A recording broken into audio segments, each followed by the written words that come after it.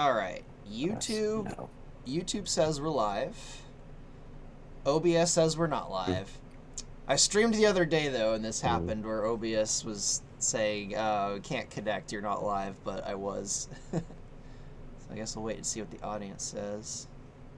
Okay. Anybody in the audience? Oh, I actually don't. No, YouTube is saying we're not live. Shoot. No. YouTube says we're I'm live. going Is to it just? grab I think it's just taking a phone. while to update. Let me refresh. Maybe that's why. OBS says we're not live. Okay, I just needed to refresh. Hello, anyone in the audience? OBS says we're not live. Okay, someone I says they can. can see us. Can you hear us? Daniel Nguyen, can you I'm hear us? spying. Hang on. I'll test it on my phone. Alrighty. There's like not many people in the audience yet. Wait. Hang on. Alright. What the friggin' hell is going on with my phone? Hang on. Okay, I see people saying they can see us, but can you guys hear us? Yeah, the stream's on. I can hear you. Okay, cool. Can they all hear you?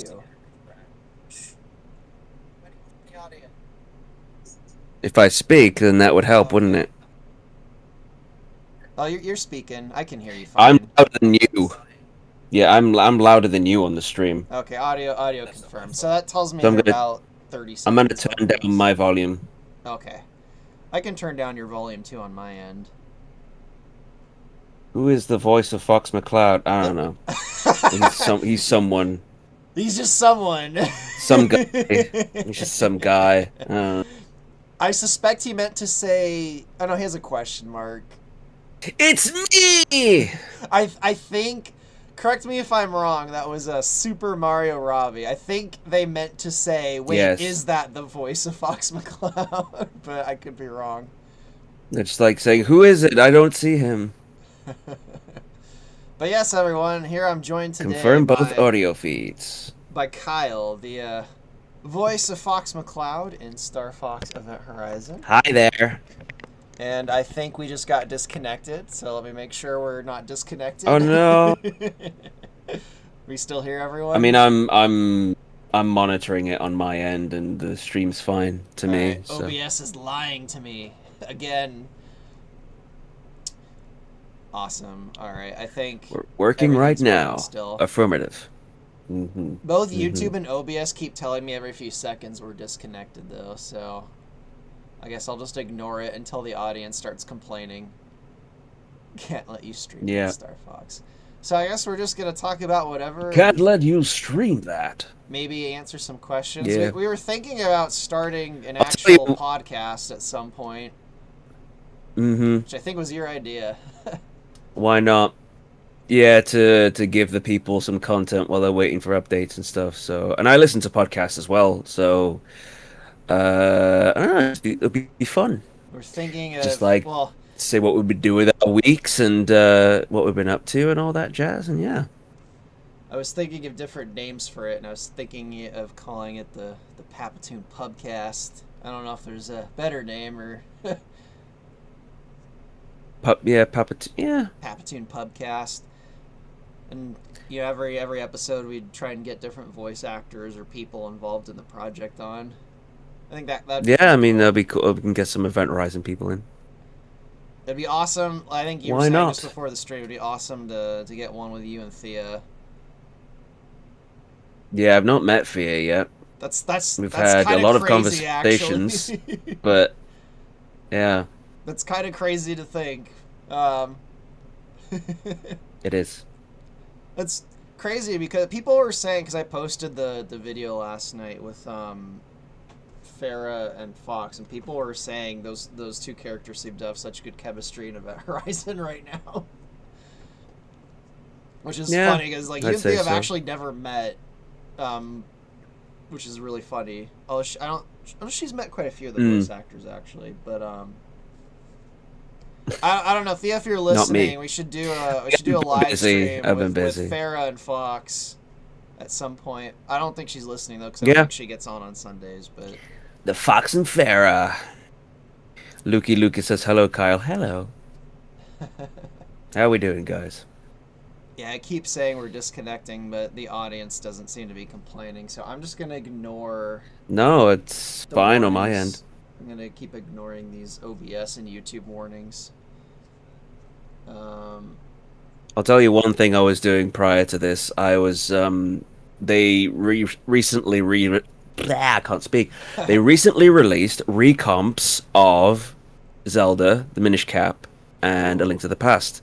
And I just installed for 3DS, and I just installed the A Link to the Past one, and Are those official? does widescreen, which is no, I was gonna no, say, like, no. It was I'd be shocked if it they was a re-released Minish Cap.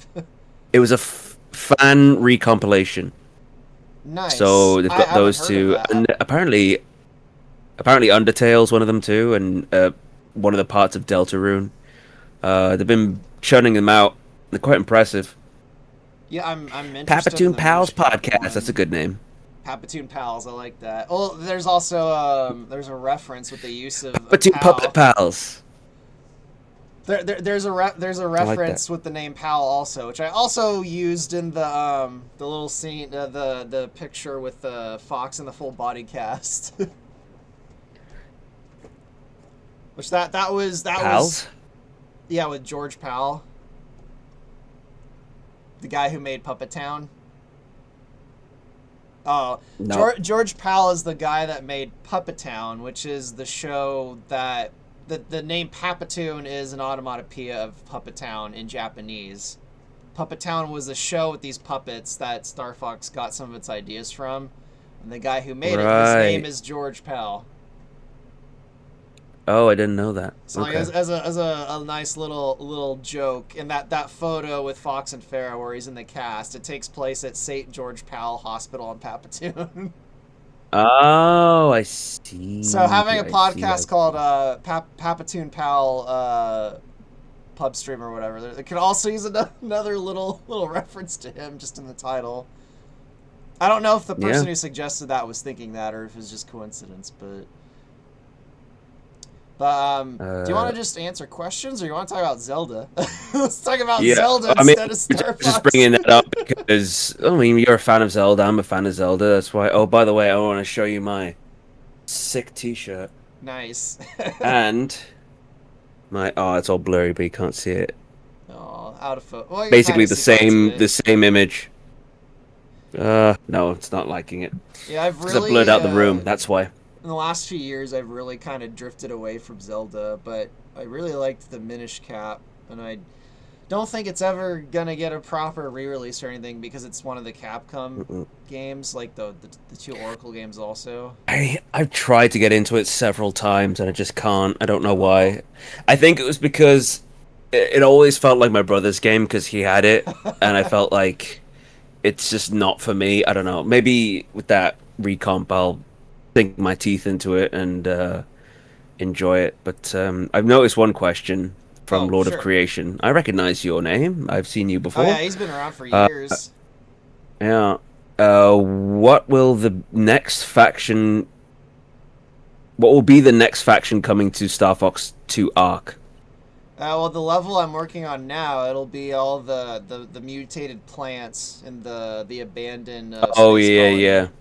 from originally from 64 actually. Thought that was a good place to slip that. I've been trying to find a place to slip that level into the game. Was that a cut level from 64? Yep, it's a little bit Ah. convoluted. Basically, it started as a blue marine level. Um, Uh.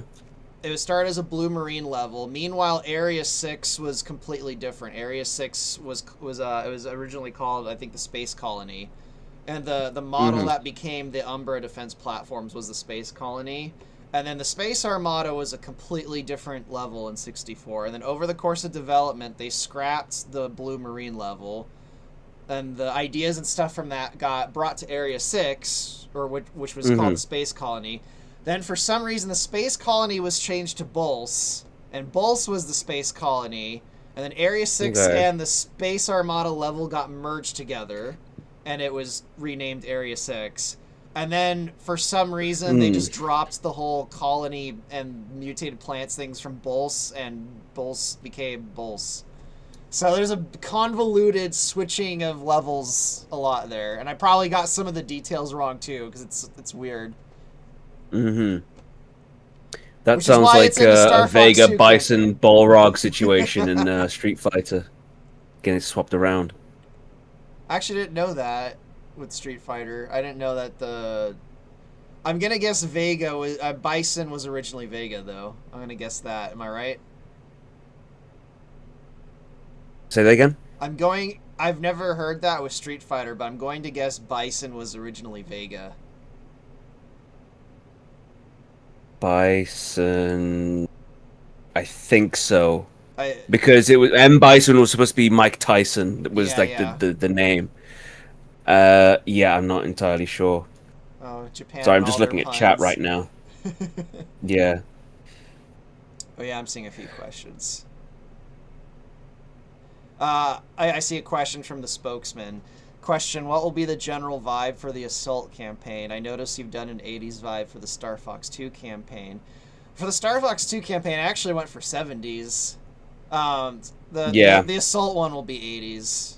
I've got like the John Carpenter music and everything kind of set up for it. Cause What the? There's someone you want to ban in the stream, by the way. The in the chat, who Scorpion King. is it a bot or something? No, someone is actually just Oh, being negative. Just ban him. oh well. I'm sorry you don't. I don't know if you're serious or not, Scorpion King. I'm sorry you don't like the stuff, but people are saying you're being disruptive. So let me just check and make sure. I don't want to make sure people are just being an asshole to them. Let's see. Don't know why it says the number two when Lukey Scorpion Luke is King number being two. I don't stupid. understand that. Just ban them. All right. Ban them now. They might be a hacked account. I don't know. Let me. Just ban it. Is it this button? Okay, I think I got rid of him. Did I kick him? Your mom's a bot. Oh, he's. Oh, he's troll. Are you okay? Are you seriously trolling? How are we supposed to know, man? I'm a big. Oh yeah, it says number 2. Yeah, I guess everyone in the audience, including Kyle, thought you. Because I'm like, I think I recognize that name. Okay, you're lucky the little button didn't actually remove you. Or did it? Yeah, but how the hell were Did we I supposed to know that that was a troll? accidentally kick someone who was just goofing off? Yeah, you say goofing. We had no context. That's not good stream etiquette. Come on. Oh no, I think I only accidentally deleted one of his messages. Okay, Scorpion King. All right, I might have accidentally kicked someone who was just being a goofball and wasn't very obvious about it. Maybe So. we need to put timed messages on so that people aren't spamming. All right, he says he was trolling. I'll take your word for it, and if you're not, then. See, I'm a person who doesn't really mind if people are just like, oh, you suck. So I rarely ban people. But if the audience is getting upset, then You need I'll more kick self-respect people. than that, man. Yeah, like Cody says, it's really hard to tell who's trolling or not. Like, the internet's so wacky now. I can't really tell when people are joking around or being serious anymore. Anyway, I have a very low tolerance for stuff like that. So, oh.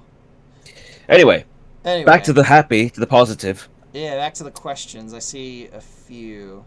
You said you saw a question from Lord of Creation, but I think I lost it. You did that one already. Oh, I did? Okay. It was the what's the next faction in the Star Fox 2 Oh, yeah, era the thing? mutated plants. I see a Stash Hand saying, when I think Fox McCloud speaking now, I often think of Kyle's take on the character. He has the perfect tone for a youthful professional. I've noticed... Yes. I've noticed... Unlike another voice. No, I'm kidding. I'm kidding. It's all preference. It's all preference. I was gonna say in the last, I want to say 2 months, I've sporadically seen comments or people in Discords basically saying they consider you an official version of Fox now, which is cool. It took several years, best. but Yeah. Mm-hmm. I mean that's why I just needed it to. People needed to digest it, I suppose. And that's why I picked you, because I thought you were perfect for the role when I heard your Well, the tryouts. interesting thing is that I auditioned with the adventurer's voice, who's it sounds more like this, you know, but that's really hard on my throat. So it just sort of evolved into my own thing, which is basically my voice, but with an American accent. As you can tell right now, that's I mean, basically that's what what it is. Malpass did for Fox. Yeah, but he does that.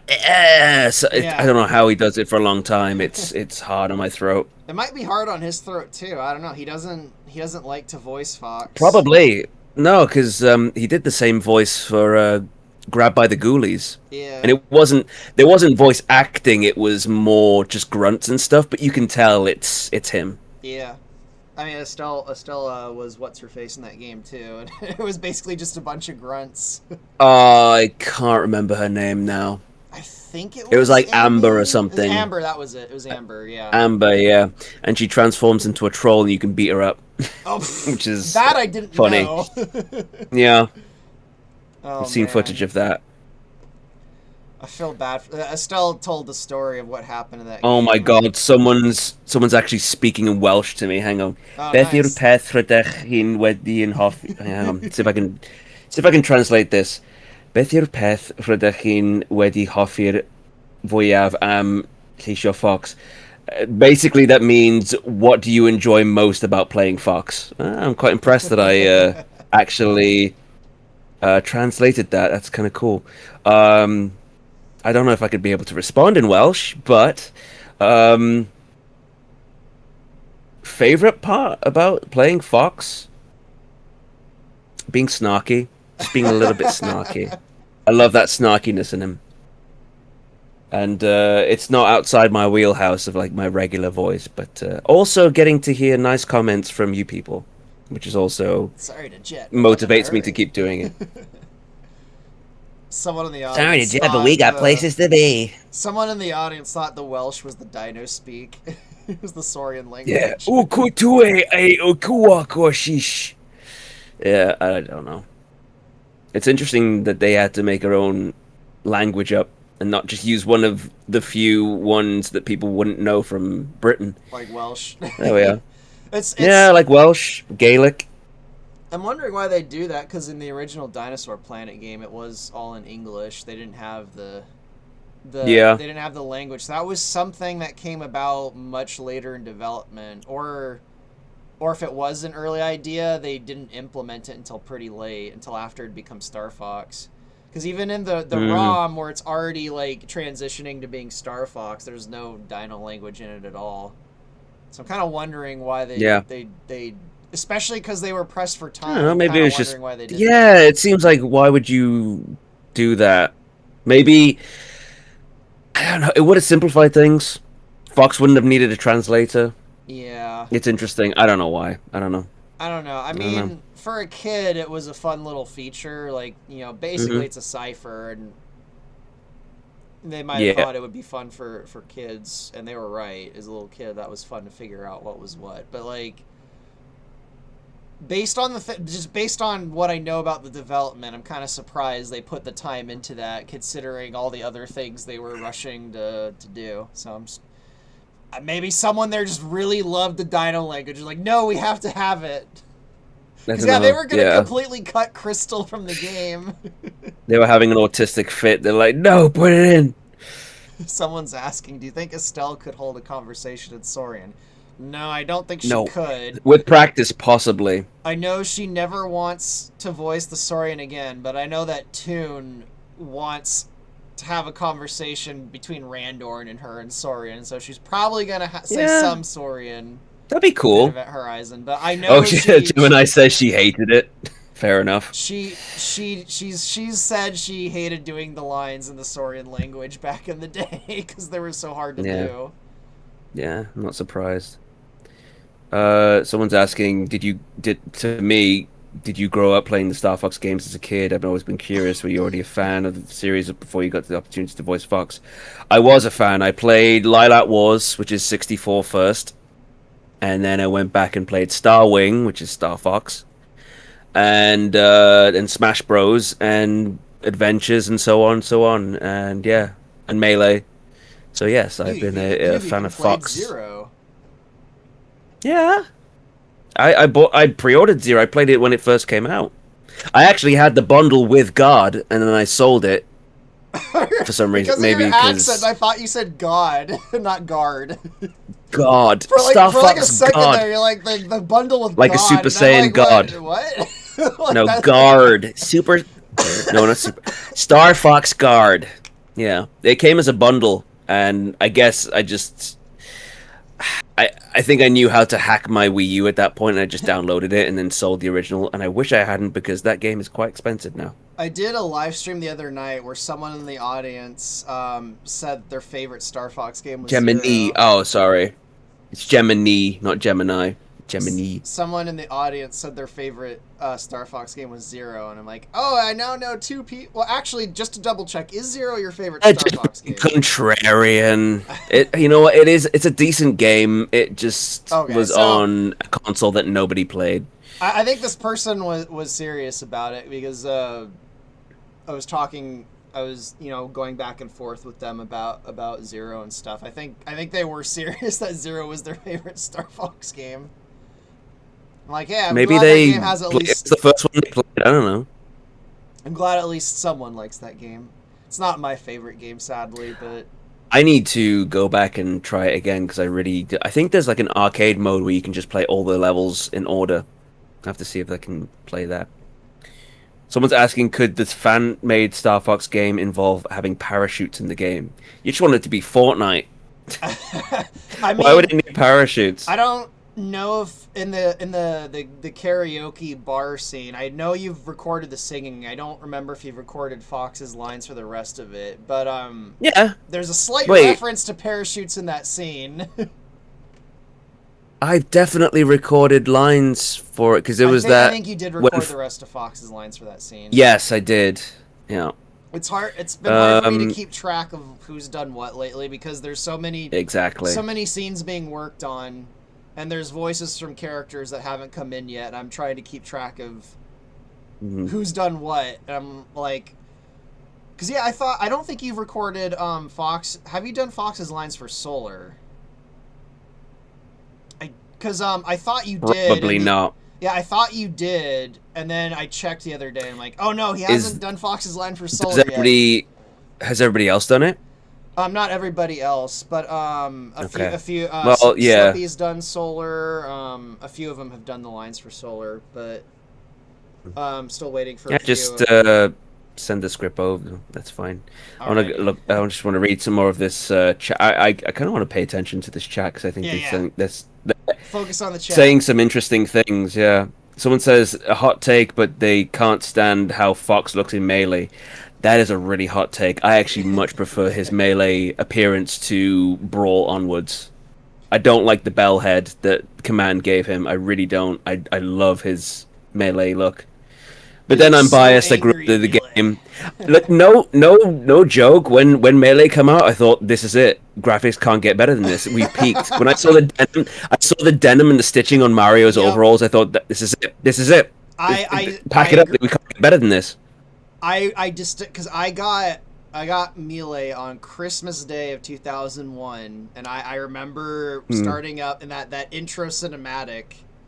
You know when they're turning from the trophies to the and then Yep. exactly as soon as I saw Mario and I Yep. saw the texture on him like because that was coming from the N64. I think I literally played the original Smash Bros the day before, and I'm just So like that came out in it can't get 2001 for better you than then? this. Like it can't get better than this. No. And then not long after must that, have- I saw they started running the trailers for it wasn't for Adventures in particular. It was for all the GameCube and movie theaters here. I don't know if they did that in the UK, but I'm pretty sure it was I was in the and I might have actually been before. It might have been before I played Melee, but I'm pretty sure it was when I was seeing the Fellowship of the Ring in theaters. They showed the GameCube Oh my god! commercial. The trailer for that. That's sick. And if I remember right, it opens Never up experienced with that. it opens up with the scene of Fox climbing out of the R-Wing in Adventures, and I remember being in the movie theaters like Fox looks, you can see his fur, and I remember just my brain was melting. The first time that Fox was on the big screen. That's interesting. Yeah, it was a commercial for a bunch of GameCube stuff. I remember my brain just melting at seeing Fox. But I also remember being disappointed at the end, because at the end it just shows The Legend of Zelda, like the logo, with nothing. And I'm just like, oh, they didn't show any Zelda stuff. I remember being Oh, was that disappointed for by Wind that. Waker? It wasn't called Wind Waker yet. I don't think it had No. turned Or into what Wind did Waker it was yet. it the cell shaded one or was it It didn't. the It didn't. Space World one? It didn't show anything. It was just the sword and the Oh, shield, and it said The Legend of Zelda with like no like subtitle. it was coming. Okay. Yeah. Yeah. And I remember, like, I was just so blown away by them showing adventures and some of the other stuff at the very end. It's just like The Legend of Zelda. I'm like, oh, they didn't show it. I remember being Teasing. disappointed by that. Mm. But I I think had I the remember having exact a same thought DVD or as you. VHS. I think I had a DVD of VHS where it showed like Japanese footage of Wind Waker, and I was just like, "This game looks so cool. I want it." Someone saying should do a stream with Prince Tricky. Yes, I would love to get Toon on. I love Toon.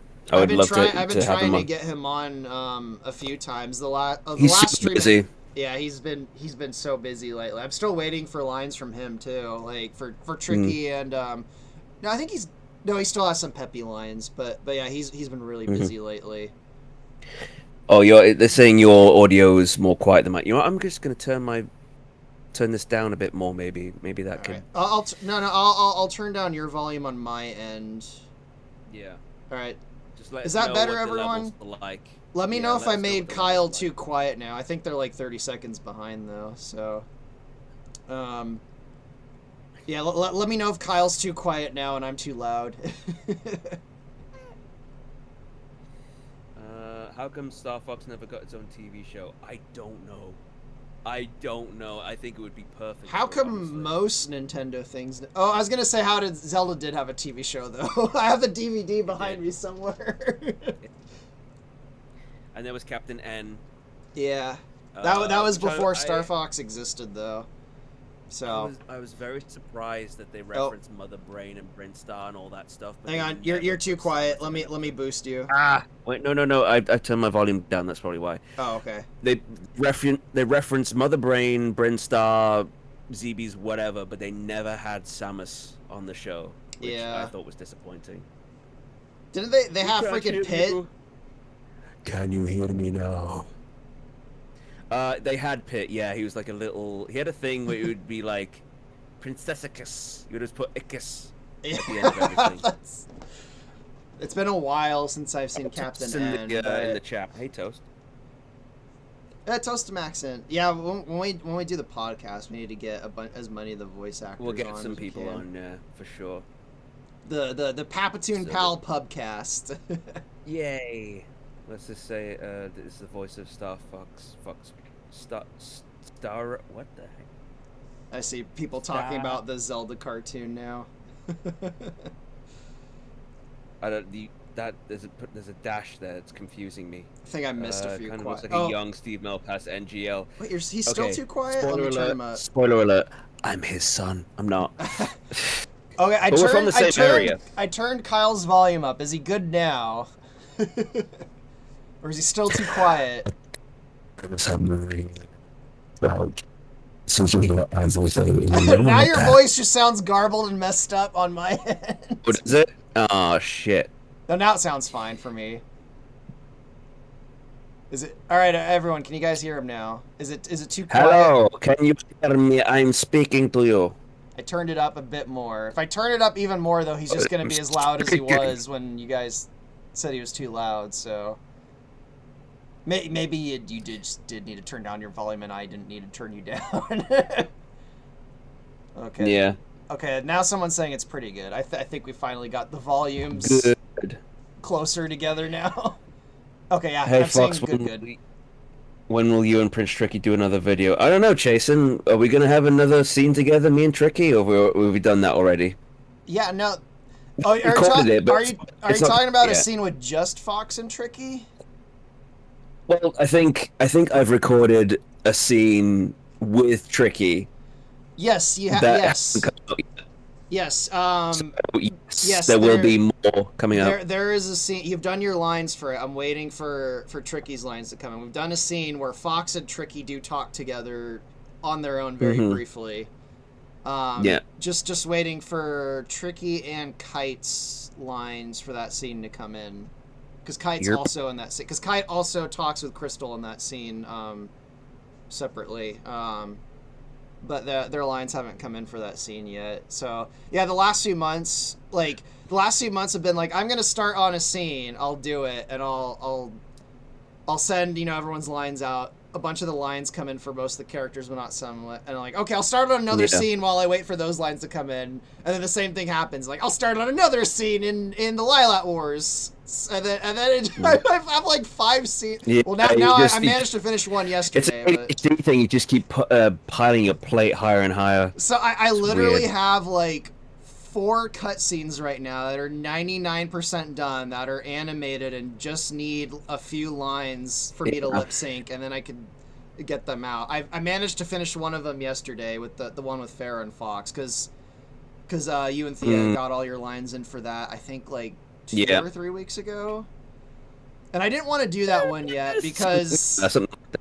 I didn't want to do that one yet because of I wanted to get stuff leading up to it You done wanted first. continuity. Yeah. Yeah. But I'm like, I don't know when I'm gonna get the lines for the other things, and I can Mm. finish this in a few days or a week or whatever. So I'm like, I'm just gonna do this. So I did. May as well. The dash thing was a reference to a Fox in Space episode 1. I knew that episode back to front. I don't know why I don't understand that reference. Which That's weird. reference?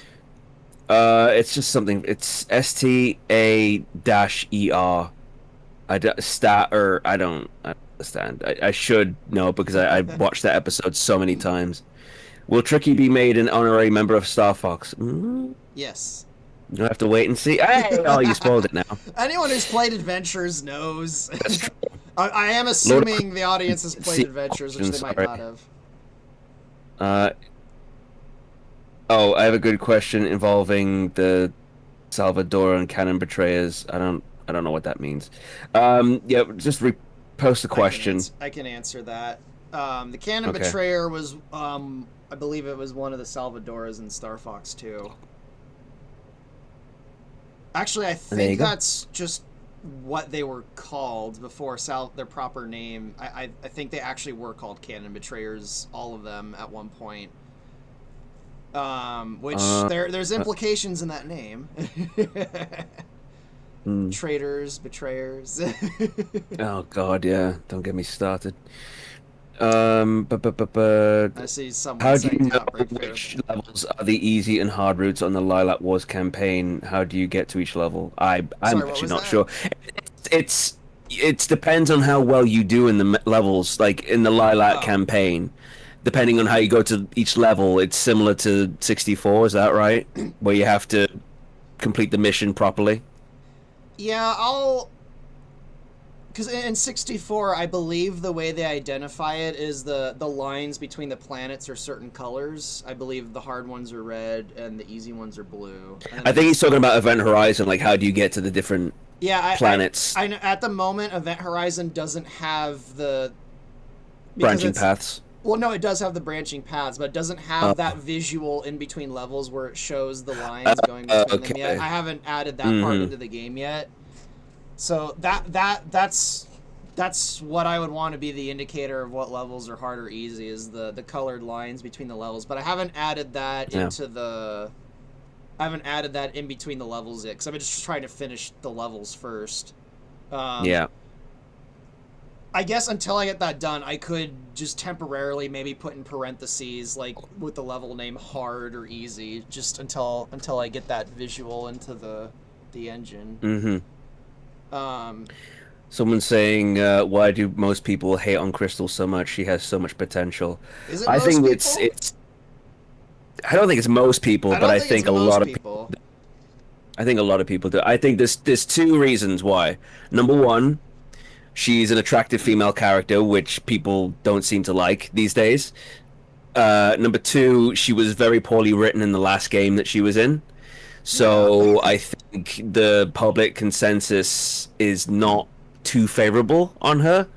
I think People only people who also, remember adventures want her really. I also think there's an element of This is retroactive, though. I think retroactively people associate people associate her with Star Fox kind of crashing and burning too, which I think is bullshit because we had Zero. We had Zero, which did not have Crystal in it at all. Yeah. Which, a crash and burn She was kind of scenario. retconned, which is disappointing. I don't know if she'll be back, but I'm happy that she's in Event Horizon, so that's just good enough for me. Yeah, I think if she is back, she's going to be changed beyond yeah, recognition, which I'm not happy with. I'm in the same camp. If she's brought back in like an official capacity, they're gonna change her probably beyond recognition. Mm-hmm. It'll depend on the studio that makes it, I suppose. But based on what we've witnessed recently, without going into too much detail, she will be changed beyond recognition. Mm-hmm. She'll be Crystal in name only. Maybe we're both wrong, but I can't imagine a world where Crystal in the past is ever brought back without being overhauled for modern audiences, shall we say, in air quotes. I mean, if she's being worked on by an American studio, especially. I mean, if the main characters can't survive that process, there's no way in hell she will. No. So that's... We will have our opinions on Cat. There we are. I hope there's a bailing out scene in the R-Wing with a parachute missed opportunity. Yeah, they were asking about a parachute. I think a parachute... like, when an R-Wing is obviously in an atmosphere of a planet, that sounds plausible, but what about in space? Parachutes won't do anything.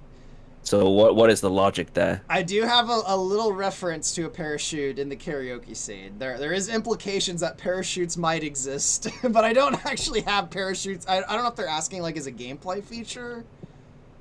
I don't know. Maybe just like a lore. Hang on, someone posted something in a server. I'm gonna check. Hang on. Oh yeah, someone was asking why doesn't Starwolf have their cybernetic stuff when you fight them again in the 9th mission? Because they don't have it in Assault.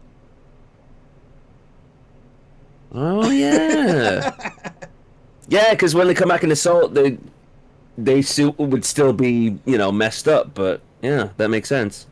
Yeah, because when 64 was made, they didn't have Assault in mind yet. System. Healthcare is just that good.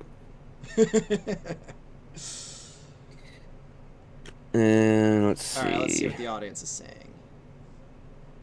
See, how would you feel if Starwolf was added to Katina in 64? Actually, if I remember right, they were originally supposed to be in that level, and they were cut from it, if I remember right. Correct me, audience, if I'm wrong.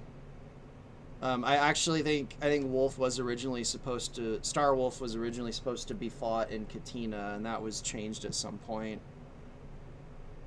Oh, well, like in the big skirmish. Yeah, in the original 64 game, if I remember right, Starwolf was supposed to be fought at Katina, and then they changed the level at some point. It's probably too much. I would have probably thought. Someone's asking me. You mentioned earlier you liked how Fox looked in Melee, but which design looks better, Melee, Fox, or Adventures? I'd have to say Adventures because he just looks more friendly. In Melee, he looks very intimidating. And all he does is scream. That's all he does. He looks very angry in Melee. He is very angry and aggressive. It's like the polar, he's in a fucking alternate universe in Melee, and he wants to go. It's like the exact opposite of the Galaxy situation. Yeah, he's just like, I just want to go. It's like, I want to go. All these wackos are fighting me. I just want to get back to life. What's a Pokemon? I don't know what that is. That's why, I even cite Melee as an example that Fox was... He was kind of a stoic character back in the day. I still don't know if stoic is the right word to use, but... Who? Fox. Oh, Fox? Yeah, he wasn't like an emotional character. Stoic, professional. He was just focused. Yeah, I think. I think focus is a pretty good word to use. Mm.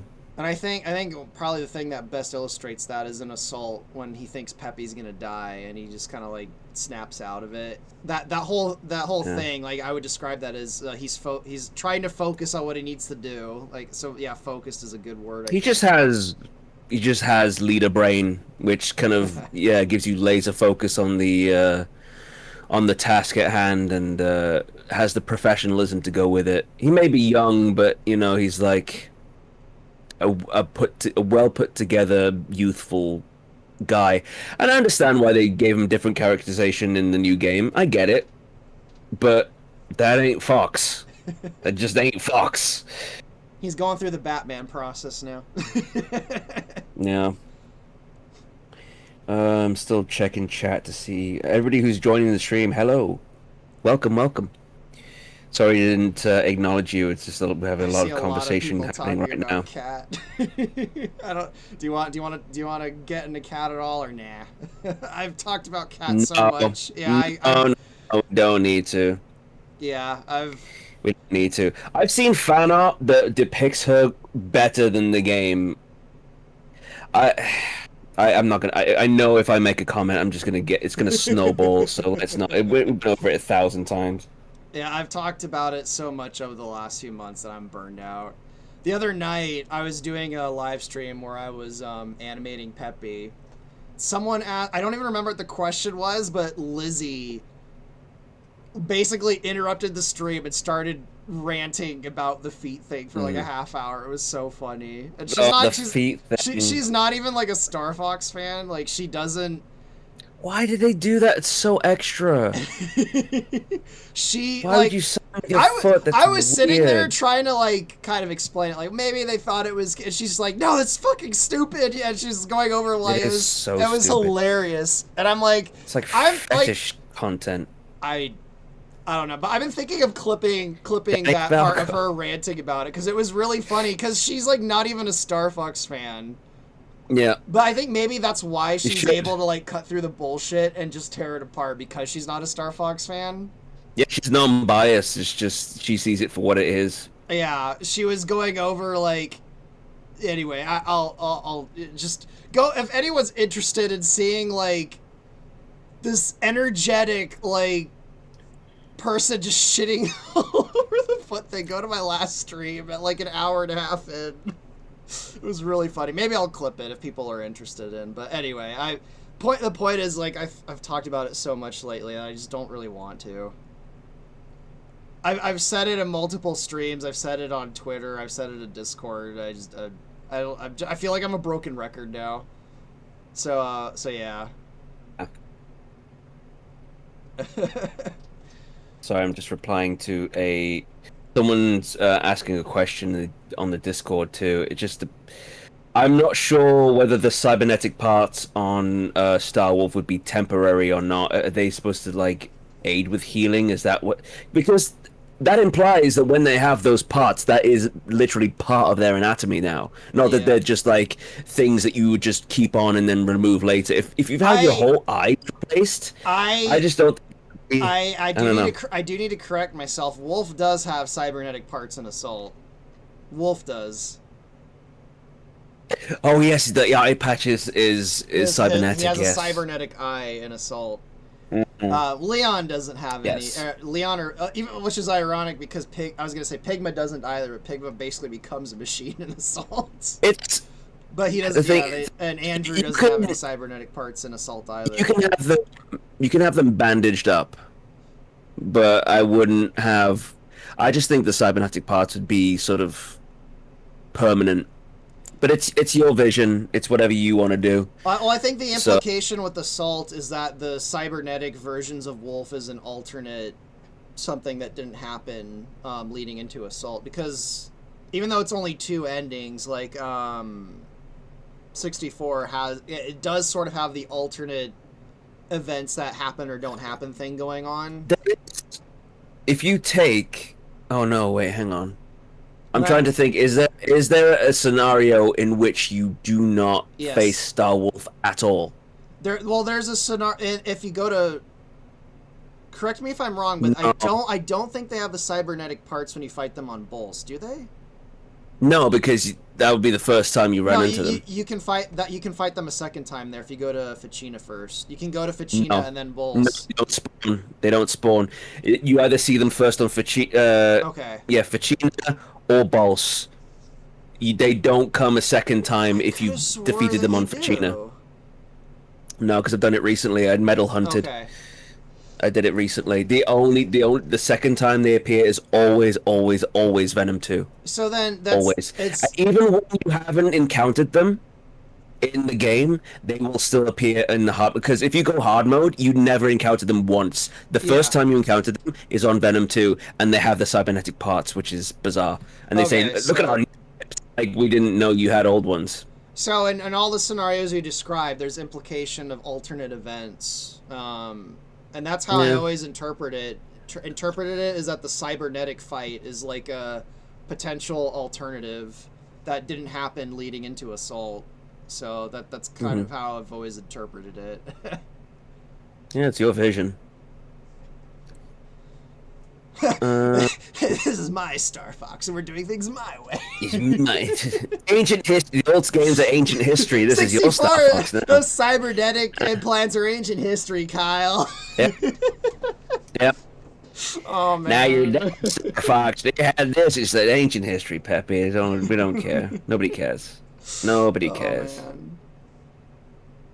I have a question. I've been wondering since the Star Fox 2 storyline cinematic, does Faye still have Crystal's bags with her? Well, from the mall.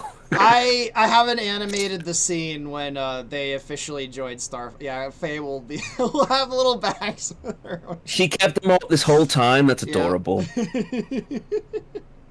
She has the bags with her. Crystal just completely forgot about them. Oh yeah. I forgot about these. Oh man, I know that. And stuff angled now because of all the panic. What about the panic? What? Like I don't know what she bought. I feel like maybe she bought like a cake to take home, and it's just like mangled now because it's been thrown all over the place. Crystal bought just everything she thought was cool. With what money, Crystal? Whose money you spending? Well, if they succeed in their job, I guess they'll have a bunch of money to pay off all the debt. Oh man. Let's see what other questions What else there have we got? are. Have you seen that Star Fox 2026 has more and worse continuity issues? Yeah, it has a few, especially with Titania. You can actually the game, if I remember right, when you go to Macbeth, it treats it as though Fox has never used the Landmaster and he's being taught how to use it. But if you go to Titania, it doesn't do that, which is weird because Titania is the easy path. You'd think that would be the one where the whole introduction to the Landmaster. An introduction to be like, check this out. This is my new invention, the Landmaster. Yeah. So there's a weird continuity. This is less continuity and more, I think, just writing fuck up, though. All of them suddenly all being, like, super duper concerned for Slippy when they've been, like, a bunch of dickheads up and before that. That feels... It's completely out of left field. That to me feels like, oh, wait, these guys are supposed to be best buds, and if we don't portray them that way, this level won't make any sense. Oops, that's how that comes off to me. He just goes in really, like, annoyed. So that's just like, if we have to. That's less a continuity error and more just, I think they kind of just... mischaracterization. Yeah, I don't know. Exactly. There's another question here. But there are some weird new continuity errors introduced with that game. Like, who was it that was saying that? I think it was Cody. Anyway, what other questions are there? Preferably questions for Event Horizon. Yeah. Oh, there we go. I see the Lord of Creation's question that he was trying to ask earlier. So quick question. He's asking very specific. I assume it's a he. I don't know. Asking very specific questions about ships, and I can't answer at all because I know nothing. Are the Salvador from Star Fox Zero and the Cannon Betrayers from Star Fox 2 going to be ship variants in Event Horizon? they're kind of the same ships. The cannon betrayers are the ones with the mass drivers. So I guess they are. It is technically a variant. They're the whole of the ship is the same, but the cannon betrayers they have the giant mass driver cannons that destroy planets on them. Whereas the other ones, okay. they're the ones that are their weaponry is geared toward fleet engagements rather than attacking planets. So that's kind of the difference. Fair enough. Oh yeah, Someone on the Discord says, in regards to Pigma's assimilation into the Aperoid hive mind in the boss or preceding cutscene of Pigma's death, will Peppy or Fox deliver the final blow while saying, "This is for James / my father, you traitor"? We could do something like that. It is important to note, Pigma technically did not kill James. He betrayed him. No. Yeah. And on top of that, funnily enough, in the remake, they made that really clear. He didn't kill James too in the remake. No, also. He didn't shoot him down or anything, but he set them up. He planned everything. Yeah. Well, I think he was in contact with Andros to be like, "We're gonna be here. We're coming in. Prepare an ambush, basically." I don't think they went into a mission and he was just like, "Fuck this, I'm out." I think he actually planned it. Yeah. A lot of people seem to act like Pigma actually is the guy who, like, fucking, pulled the trigger, so to speak. When it's like, it's not even clear if Andros was, but... He's responsible. Yeah, much. At the very least, he's complicit. I don't know. At the very least, he's complicit. He planned the ambush, so... He didn't just give up mid-mission. He's just like, "No, I planned this and I'm bailing out now." Yeah. But in the cutscene he said his new boss pays more. So he was definitely working for someone. Yeah. Which is Andros. So that was all planned. My mind's still geared towards old 64 though, so but no. Double-crossing swine. Oh yeah, you double-crossing swine. Peppy sounds like such a prospector in that game. "Hey Fox, it's me, I'm Peppy." It's such a weird voice. And I know that guy does he does another voice.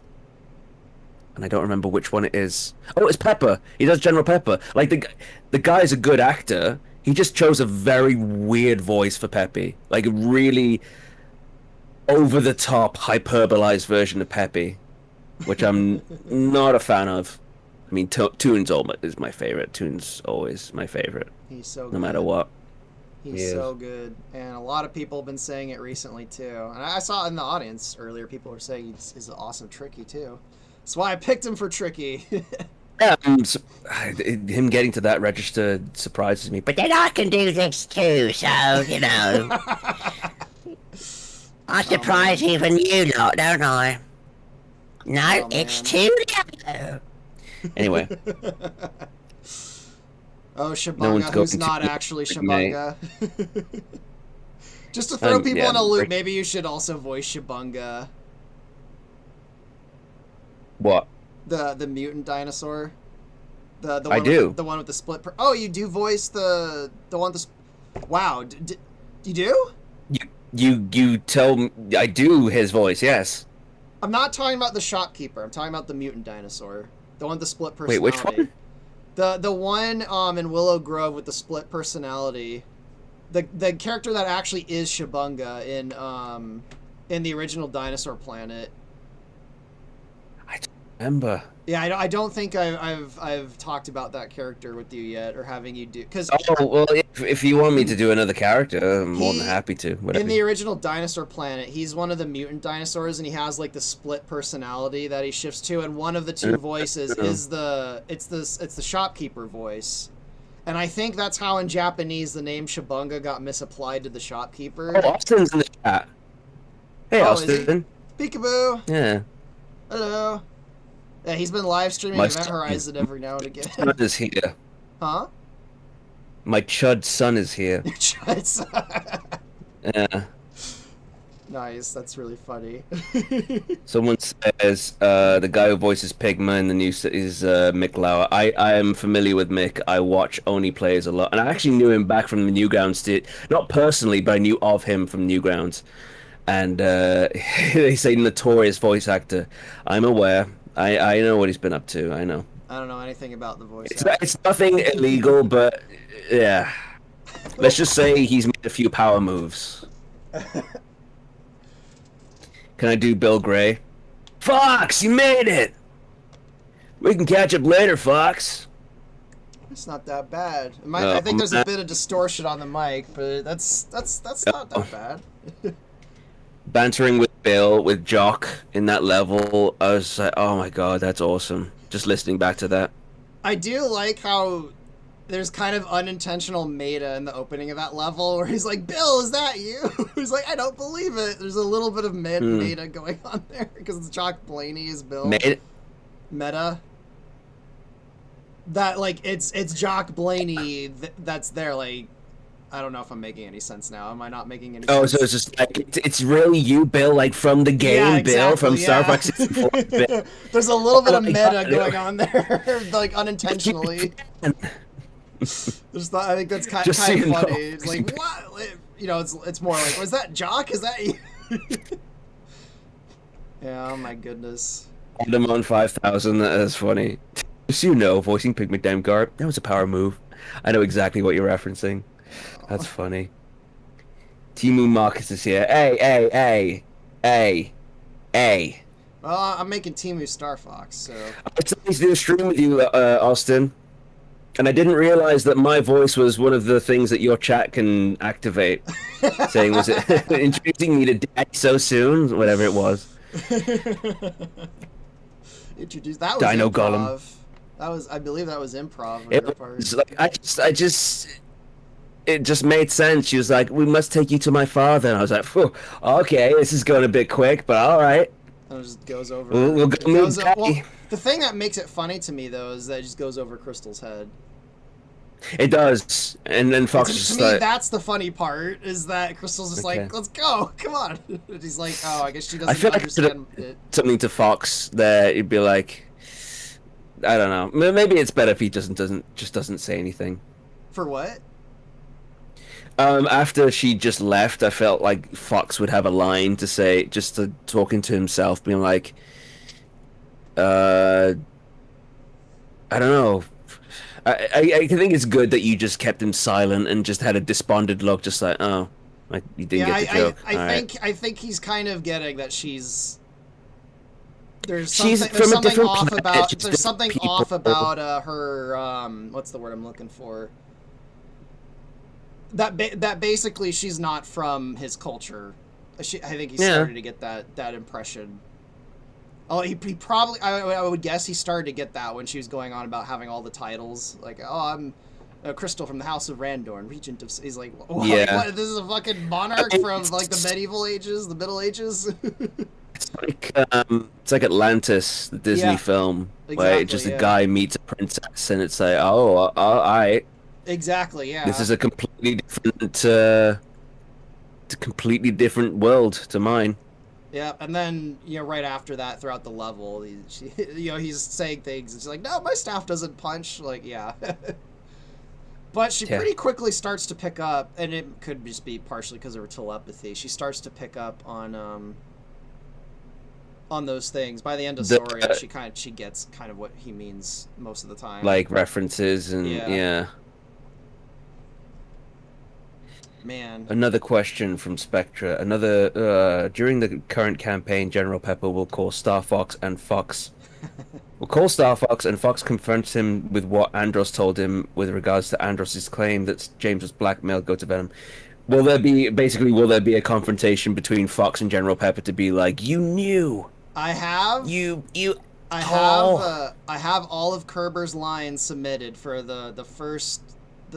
basically the first time General Pepper, the cutscene with General Pepper, that you kind of get some idea of what might be going on. I have Kerber's sent all his lines in for that. Okay.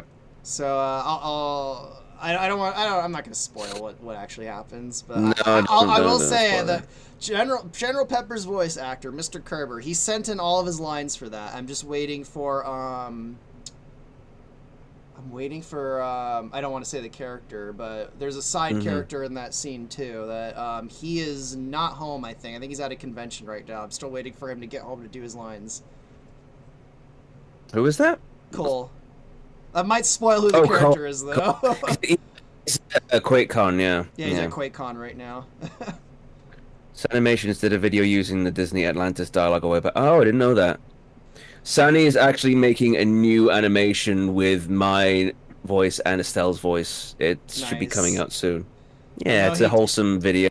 Oh, cool. Yeah, I remember he did the one with the bloopers from Event Horizon like a year or two ago, whenever that was. You know what the funny thing is? My contribution to that wasn't even from Event Horizon, it was from Remade Ventures. Yep, close enough. The only thing I've got, I don't save my bloopers, I really don't, but this one, I was struggling so much with that line that I just kept it all, and I was like, someone will use this. I'm on my back again. I'm on my back. Oh, man. And I'm on my back again at the end. Oh, so funny. So funny. Estelle has a lot of... She has like a hilarious blooper with the Queen Earthwalker in Event Horizon. I think I posted it on Twitter. Yes, you did post it. The thing about Estelle is when she does blooper, she not always, but more often than not, she'll stay in character, which is really funny. Yeah, she will. And I don't even think she's trying to. She just stays in character when she flubs a line. That one with the Queen Earthwalker, she's like, "Oh fuck, I screwed. I fucked up my line. I fuck up my line. I fucked up my line. Oh fuck." She just completely stayed. God damn it. Yeah. Who the fuck is Slippy? Yeah. Toon's got a ton. I really need. I have like an Audacity file with like where I've been building up all of the bloopers to do like a blooper video. He has a ton of really funny things he's recorded over the years. Yeah. Some of them have actually made it into the game. Like in the I haven't released the scene yet, but the scene when Farrah joins the team, he did a. I guess it wasn't really a blooper. It might be more improv. Where he's like, "Well, button your beak, Fal." Or no, is if you're any more jelly, we need some peanut butter. I'm like, that wasn't a line in the scene. I'm like, I like that. I'm putting that in there. I think he was goofing around to imply that Falco was jealous of Farrah, and I'm like, Falco might be jealous of Farrah. I think I'm gonna put that in there. Night, Strasbourg. It's off. Heading off. See ya. Thanks for joining us. Night or bye-bye. I don't know what time it is in your time zone. I know it's late where you are. Caster Cal Fox says, you guys are doing the God's work. Played Event Horizon a good bit. I did struggle with the controls at first, but the cinematics are fantastic, and the Star Fox lore was handled first class. Thank you very much. All credit goes to Chasen for that. No, like, seriously, if it wasn't for the voice actors, the game wouldn't be nearly... Like, the levels that don't have voices yet just feel so dead and lifeless without you guys. Empty. Yeah. Like, especially when I'm watching people live stream it, when they do the levels without voices, it's just like, man, it just, it sucks without the voices. Yeah. But, really quickly, though, back to what you're saying with the... were you saying you had struggle getting the controller set up, or, like, actually using the controllers? Or were you using a keyboard or an actual controller? I think there's just too many commands for a controller, and that's what people struggle with, and they can't use keyboard and mouse. But I don't know. There was someone streaming. There was someone streaming the other day who were just telling me they had trouble getting it to set up on their controller. But once they did, they said the game is so smooth and easy to control. So I just want to. I'm trying to gauge like things to improve. Oh, bye, Austin. I don't know if he left already. He might not have heard me. Hi, son. Thanks for stopping by. If you ever, do an Event Horizon stream, let me know. But I guess I'll wait for that. Colonel Shears did come from Star Fox comment. Is he a captain? Yes, he Colonel or captain? Captain.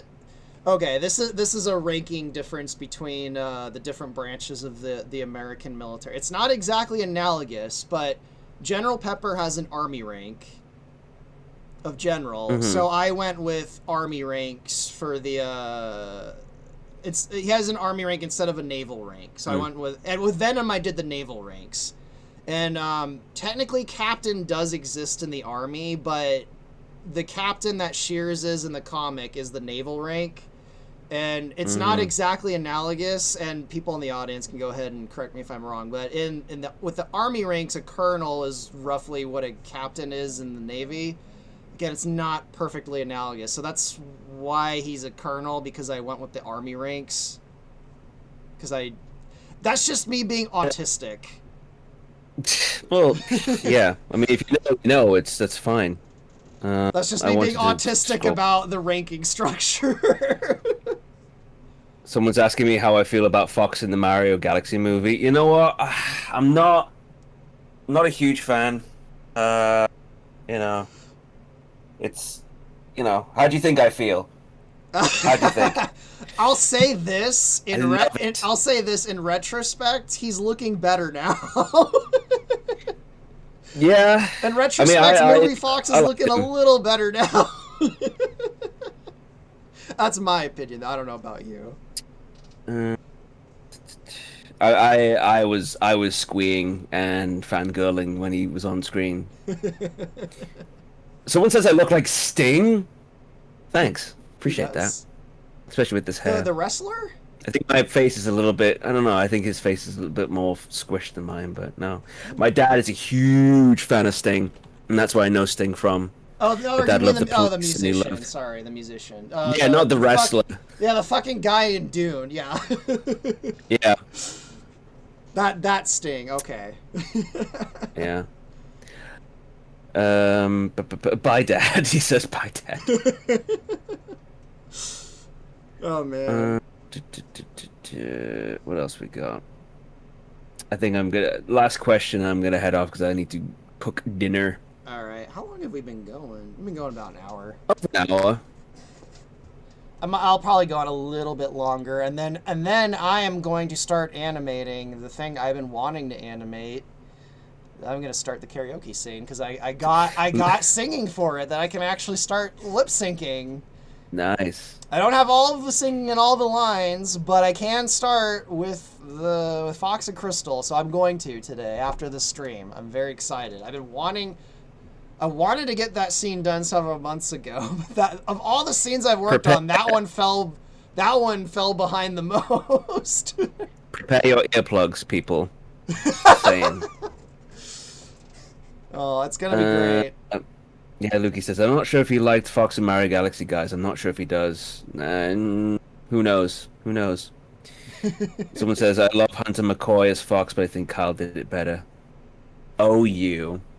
Thank you. Appreciate I'm sure Kyle very much appreciates that. Yes. I also got this recently. I was at a con, and I was looking for Star Fox stuff, and I just found this. So, okay, I'll buy that. Yay. Ooh, someone's asking. The only other thing I found was Starwing, but I've actually got 2 copies of that. One I got on its own, and another I got with it because I found a box that was a bundle, a SNES bundle with Starwing that you could have gotten in Europe back in '93, I guess. The box came with the game, so I have 2 copies of the game now. For some reason, yeah. I see a few questions. I wanted the American copy just to have in my collection. It's been hard to get hold of, though. Guys, I see some questions that I'll be able to answer. I'll answer those after Kyle leaves. If you guys have questions for Kyle, send them to him now before he heads out, because he's heading out soon. I'm pressing the off button. No. One last one, if you want to ask me something. Yeah, I guess if you guys have a question for Kyle, ask him before he heads out, because he'll do one more. Will we have more shears? I mean, without a leg, possibly. I don't know. There's going to be a lot more shears. Spoilers, I guess. Ain't Star Fox and Super Mario in different universes here? Yeah, they are, but I don't know. For some reason, they thought adding Fox was a good idea. I mean, it was pure marketing. It's different dimensions, so I don't want to sound. It could have been Fox. It could have been Samus. It could have been Captain Falcon. It could have been anyone. But from what I know, I do believe assuming all the information's correct and there's no lying or exaggeration, I believe the actor that played him genuinely wanted a movie with Fox in it. Was it Glenn Powell? Yeah. I suspect, though, almost everything else about Fox being in that movie was completely cynical and marketing, though. That's my gut feeling. But obviously I don't know. Well, I might be able to find out. I might have a connection. Cynical and marketing. Sorry, I blanked when you said. What do you mean? Yeah, I think the reasoning for all of that, I think, was marketing, and I think it was. I think there was a lot of cynicism behind it. Just my opinion, but I don't know for certain. I do believe the actor that played him genuinely, because the story is he bothered the one guy at Illumination about Chris Maledendri, whatever his name is. The guy who has a producer. bunch of stock in Nintendo. I believe he's on. I don't know if he's on the board of directors, but I believe he was bothered by just completely independently by Glenn Powell, who really wanted to voice Fox and have Fox in a movie. So I believe that part of the story is from someone who genuinely likes. Again, assuming this is all truthful, genuinely likes Fox and wanted some kind of Star Fox movie thing. But everything else I've heard, the rest of it sounds just like complete cynical marketing, with the game and everything. So that's kind of the feeling I get as to what's going on with all of that. But I don't know. You think the game was coming and they just want to get people hyped for it? Yeah, and ironically, I think this is actually a point you and I might disagree on. I actually think the Mario Galaxy movie potentially hurt the game. Because I think it put something specific in people's minds that wasn't the game. Possibly. I don't know why they were so drastically different in direction. That's the weird thing. Exactly. I think, and it's because I saw that the day the game was announced, I saw a lot of people speaking like, why didn't they make it like the Galaxy? I actually think the Galaxy movie might have hurt the game because people were expecting, animated, lively, exaggerated Fox McCloud. That's what I would have wanted. And that's not what they got. No. So I actually suspect. I obviously, this is all gut and intuition. I don't know for certain. I could be completely wrong, but I think the movie might have potentially hurt the game a little bit. So there's a little bit of earthly justice in the world if that's the case. Yeah. But I don't know. The Dark Dragon says, "How is the Kyle doing?" The Kyle's doing okay. Thank you for asking. I saw another one here. Hey Kyle, what audio editing program do you use for your voice acting work? Just Audacity. What do I use for making videos? I haven't made videos in a long time, but I used to use DaVinci Resolve because it was the best free. Yeah, it's the best free video editing software. DaVinci Resolve is awesome. I used to use Adobe After Effects for years, and it just it's even though I was used to it, it's really frustrating to work in. And then I believe it was Adam, my composer, was like, "You need to try DaVinci Resolve." He'd been trying to convince me to use it for years. I'm like, "Okay, I'll finally try it." And within like a month, I'm like, "Yeah, DaVinci Resolve's better." It's a learning curve, but yeah, it's free. The same and it's free. So yeah. Alpha SSB says Glenn Powell reached out to Miyamoto and/or Chris from Illumination, saying he wanted to be Fox in the Star Fox movie. By coincidence, they were already putting Fox in the movie. Okay. See, I've heard multiple. I've heard multiple versions of the story. I've heard Miyamoto say that. Glenn, you can actually talk about it, but I don't know when the NDA is up or if it even is up. Who? It'd be nice to hear from Glenn what happened, but I don't think he can talk about it.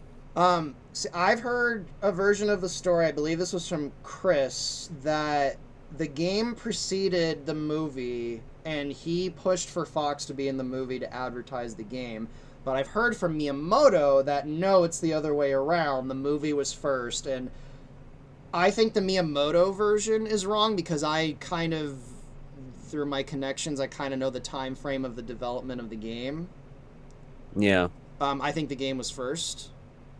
Mm-hmm. So I think the Miyamoto version is wrong, and Miyamoto has been caught saying, I'm not accusing Miyamoto of lying, because I have really bad memory. Like on my Probably last stream, like his I suspect age he's just and misremembering timelines or mistranslation, possibly. I don't know. But we have two completely conflicting versions of the story from those two high up men who worked mm-hmm. on the movie and whatnot. So Yeah. and I've heard different I versions of how Glenn Powell was involved. So there's time will sort it all out. we'll Hopefully. know eventually. I'm sure Did You Know Gaming will do something if they can grab some information out of it. I don't know. Anyway, Lukey, look, it's the last thing I'll read before I will head off. Alrighty. Thanks. I also bought that Audio Technica microphone you recommended the last stream you're on. Oh hell yeah, bro! That's exactly what I use. Yeah, Audio Technica 2020 is just it's. I've had it for this is like 2018, and it served me very well. So yeah, Audio Technica do amazing microphones, and it hasn't blown yet, surprisingly. I keep hearing about microphones blowing up because he's screaming into them too much, and this one's been fine. I had a little bit of a scare, but it was a USB issue, not the microphone itself. Oh, But yeah, right. I've got to you go gonna head and out make now? food for the week. So, See you, but yeah, this has Kyle. been fun. We'll do more of these We'll because try. We'll try to do. We'll set up that proper I podcast. like touching base with the fan base too because I've heard people saying, "Oh, you're a legend in the community," and I'm like, "Am I?" I've never heard You've been anybody getting a bit of what's the of word? love. Love and Recognition. recognition lately. I've been every time I've seen in Discord, I'll So send you like, hey, look, this person recognizes you. people prefer me to the official voice actors. I'm just like, wow, okay, that's that's high. amazing to hear. I That's high. appreciate That's that. high praise. It So is absolutely is. All right, guys. Sorry to jet, but I'm hungry. I'll catch you next I'm time. getting hungry too, but I'm gonna stay for a bit longer. All All right, right. see you, Kyle. See. I'll talk to you later. All right, let me close out the Discord stuff, and then I'll get back to the chat. All right, end that call. I'm gonna turn my fan on. It's getting pretty hot here. If the fan makes it sound like I'm in a wind tunnel, let me know. So if the sound is all bad from the fan, just let me know. But it's getting kind of hot in here, so I'm turning it on. But my mic should filter most of it out. Okay, I like it. I like Alpha saying the game was in development since 2022 at least, and the Mario movie came out in 20. Yeah, I'm pretty sure the game preceded the movie from all the things I know. So I'm not sure. I'm not sure what's going on with Miyamoto's version of the story. It could just be, he's a busy man involved in a lot of things. He might be mixing up timelines. Could be a mistranslation. He's been mistranslated from Japanese to English a lot over the years, so it wouldn't surprise me if he said the opposite and they translated it wrong somehow. But I don't know who. Well, it'll probably sort itself out in the next few years, like a lot of behind-the-scenes stuff does. Anyway, Lord of Creation's got 2 questions for me. I presume you asked that before Kyle left. First, are the enemies of Star Fox 2 popping up in Star Fox Event Horizon? Some of them already have. The butterfly drones have shown up in the Carnival level and in the Eladard level. I can't remember what they're called. The ones with the propellers on the side, the drones that Corneria uses, they're in the Eladar level. So some of them have shown up. Obviously, some of the bosses have shown up, like the Mirage Dragon and the Chariot and the Queen Dragoon, and I think there was and the Tectron. All right, let's see. How large will the Salvadora be compared to the Granby? In Zero, the Salvadora appears much larger. I believe they're about the same size. I think the Salvadora is longer, or it's not longer, wider, but I think the Granby's longer, if I remember right. Let's see. I know I missed some questions. Someone was asking about Miyu and Faye earlier, and I think I don't remember the exact question, but someone a while back was asking about Miyu and Faye being around during Assault, and I'm pretty sure they will be. Oh, yep, there's a question from the spokesman. Will Miu and Faye stick with the team in the Aperoid campaign? Yes, they will. And then, yeah, we'll have more shears. See, will Dash be better in this version of the command campaign? Well, it depends on the job I do. I hope I do it better. I might do it worse. I don't know. That's just up to how I do, I guess. We'll see. Okay, Okay, yeah, I answered that question. You reposted it later, and then I saw it eventually. See, the Mirage Dragon is so cool. I don't know if you mean the Mirage Dragon in general or the version in Event Horizon. If you mean the version in Event Horizon, thank you. That was a really fun boss to work on. See, the inside and outside tour I did a few months ago. I'm not sure if that's a reference to. Okay, no one's commenting on the fans. I'm guessing it's not making me sound like I'm in a wind tunnel. I've been meaning to tell you, the soundtrack for the Eldar level tickles my brung just the right way. Yeah, I'm really happy with how the soundtrack for the Star Fox 2 stuff is turning out. It's like it's gotta capture that era perfectly, or it doesn't count. I want like full 70s for those. It looks like a bunch of people are messaging me on Discord, I think. Let me just double check really quick to make sure it's nothing important. Doesn't look like it. Okay. I'll give the chat some time to ask some questions. So are you hoping to enable walking missions like in Assault? Yeah, you're going to be able to use the Walker and the Landmaster in the Assault levels. You'll be able to pick between them. And you'll be able to pick the Landmaster in the Walker levels in the Star Fox 2 campaign. After you beat them, you'll be able to replay them with the Landmaster too. Let's see, I mean, I heard the fan, but I have one going to... Okay, so no, you guys can't hear the fan. Hopefully it's not too disruptive, though. If the fan is, like, too loud or something, I guess you guys will let me know. So it gives me major Gundam vibes. Well, Star Fox has a lot of Gundam inspiration. Like, even in, like, story beats, there's some Gundam inspiration in Star Fox. And in the Japanese version of 64, they got some of the voice actors from the Gundam anime to be in Star Fox. Clearly the developers liked Gundam. I took a little bit more inspiration from Mech Assault, though, because I know this is gonna probably drive a bunch of people in the audience crazy, but I have never seen a single episode of Gundam to this day. It's on my to watch list, though, but I've never seen a single episode of Gundam. I know about it through osmosis, obviously, because it's such a huge, like, cultural thing. I've never played any of the Gundam games. I've never seen any of the Gundam anime, so I'm familiar with aspects of Gundam just from osmosis, because there's a lot of people watching, my goodness. But I've taken quite a bit more influence from Mech Assault and Mech Warrior, because I'm much more familiar with Mech Assault. The first two Mech Assault games are two of my favorite games, and then there's the Mech Commander games too, and then all the Mech Warrior games. I had Mech Warrior 3 and 4 back in the day. They barely worked on my ancient Windows 98 PC back then, though. And I have the new one. Was it Mech Warriors 5? I have it. Where is it? Yeah, Mech Warrior 5 Mercenaries installed. I've had it installed for like 2 years now, but I still haven't played it yet. Oh man. Let's see. What else are you guys asking?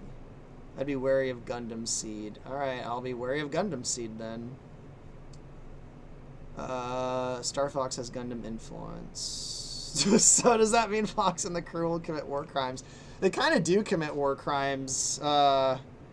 Obviously, in 64, it's not treated that way and it's kind of glossed over, but they do commit war crimes in 64.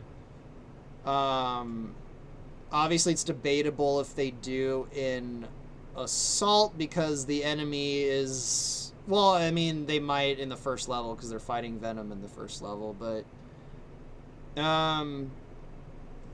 There's a lot of potential collateral damage from the Star Fox team, especially the first level.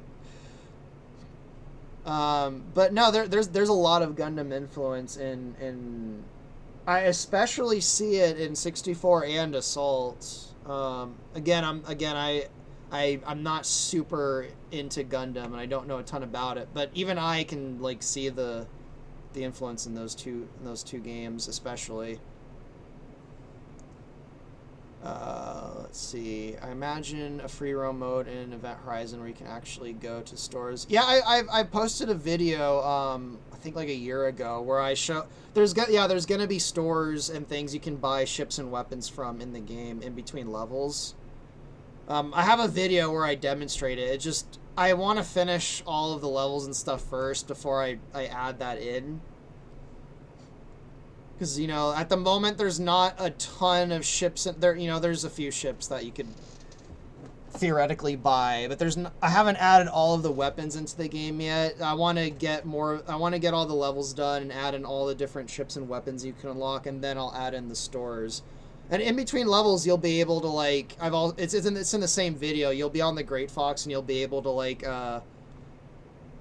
click on and use different things on the bridge. You can like click on the jukebox to go to the music thing. You can click the TV to see news that's going on in between. Like you'll be able to watch the news and kind of get the news, the media's interpretation of events going on during like the Lilat Wars campaign and stuff. You'll be able to talk to certain characters on the bridge and stuff. So there's gonna be a lot more in between mission stuff.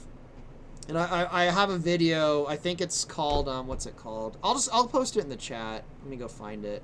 A video kind of demonstrating that stuff, but it's kind of low priority at the moment. How do I get to my channel? YouTube Studio. Go to videos or content. I don't know why they changed it to content. Content's such a cold word to use. And I think it was last year. Where is it? Somewhere here. Where is that video? Did I go past it? I think I went past it, actually. Watch, someone in the chat's gonna beat me to it. There it is. Found it. Okay, I'll just post a link to this in the chat. Here's a video. Hello, everyone. Oops. My voice is popping up. I'll post in the chat this video. Basically shows the thing you were talking about where there's shops in between stores. And I just saw someone ask, will the shopkeepers and adventures be in the game? Yes, he's in the video I just linked you to literally right after you asked the question. Yes, the shopkeeper shows up. So yeah, there'll be stores and stuff like that. War crimes already committed. They're already inflating the kill count. Well, they exactly.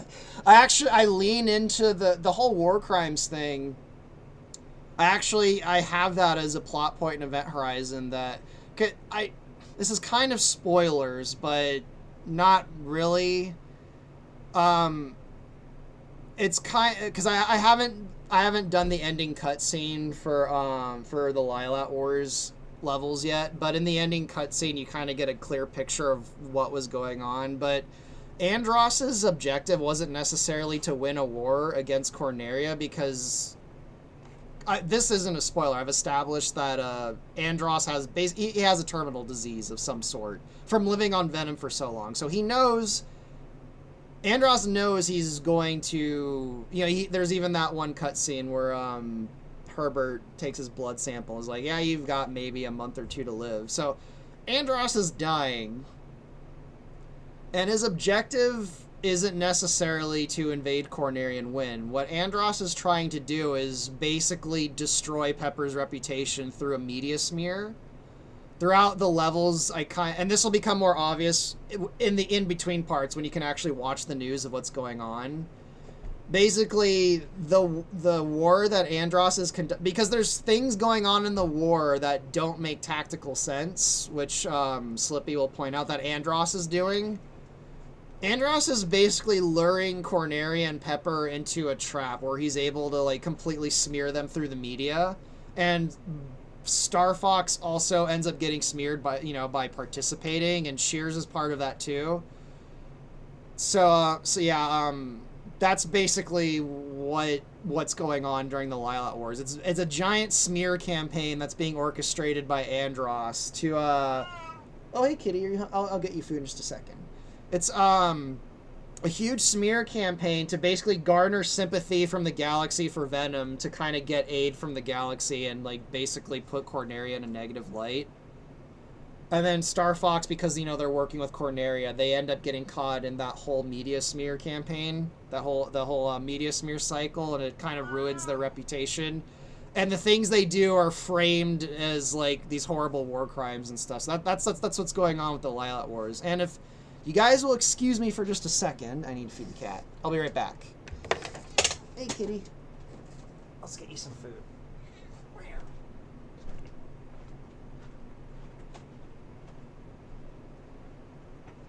It is your food time, kitty. Here you go. Yeah, you're hungry, aren't you? Here you go.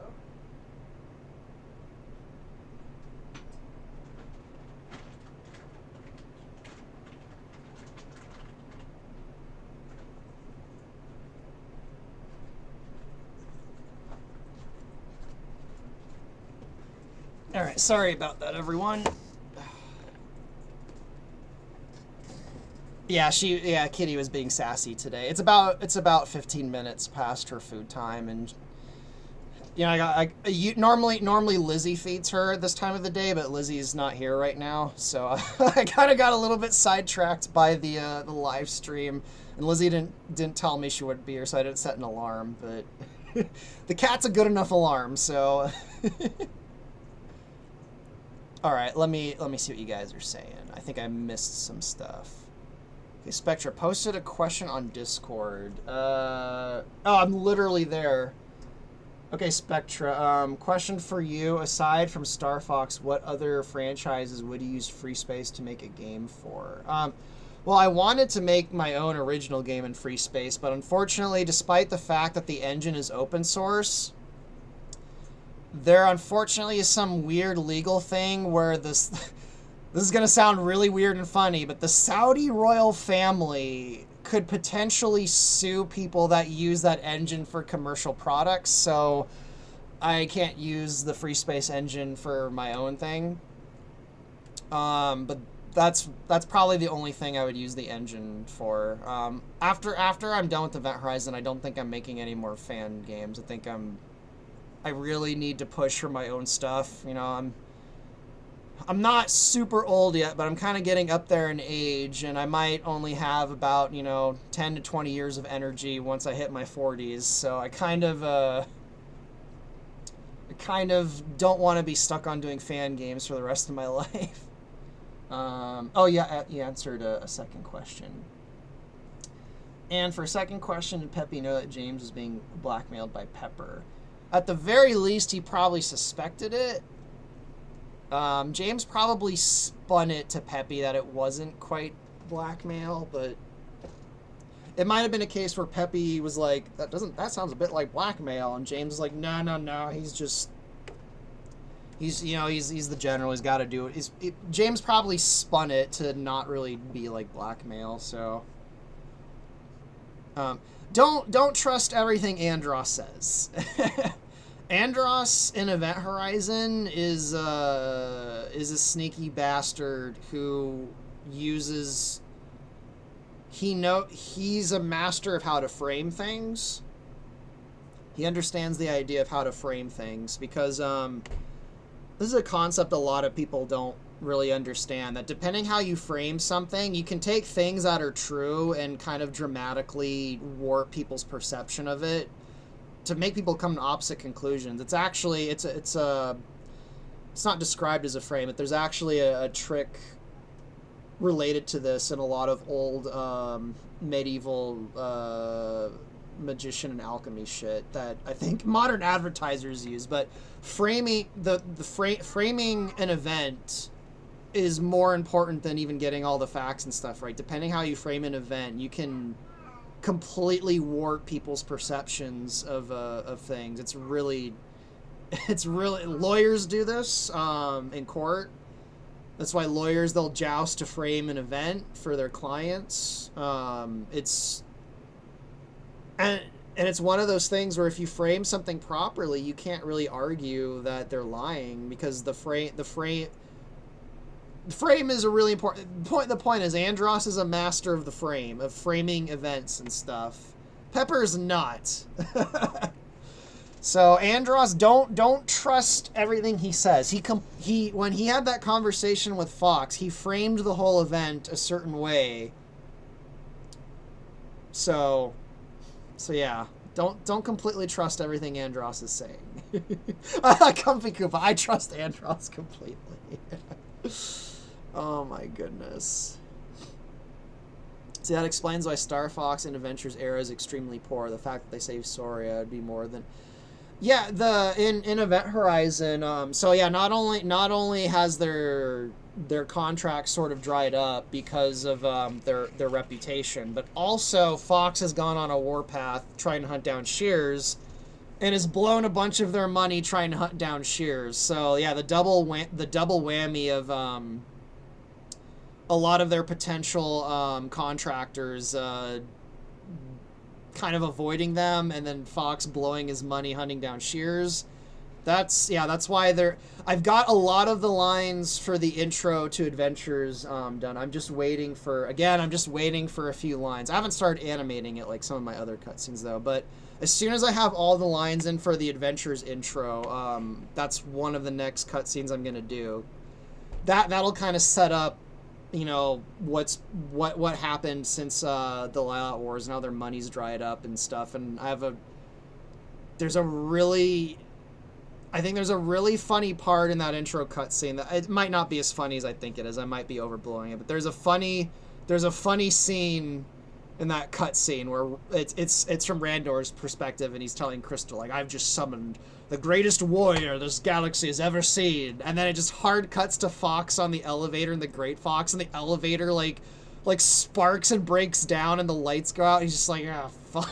I mean, he doesn't say ah, fuck, but it's like that kind of scene where like it hard cuts to the Great Fox like falling apart and stuff. And I think that's gonna be a fun little scene.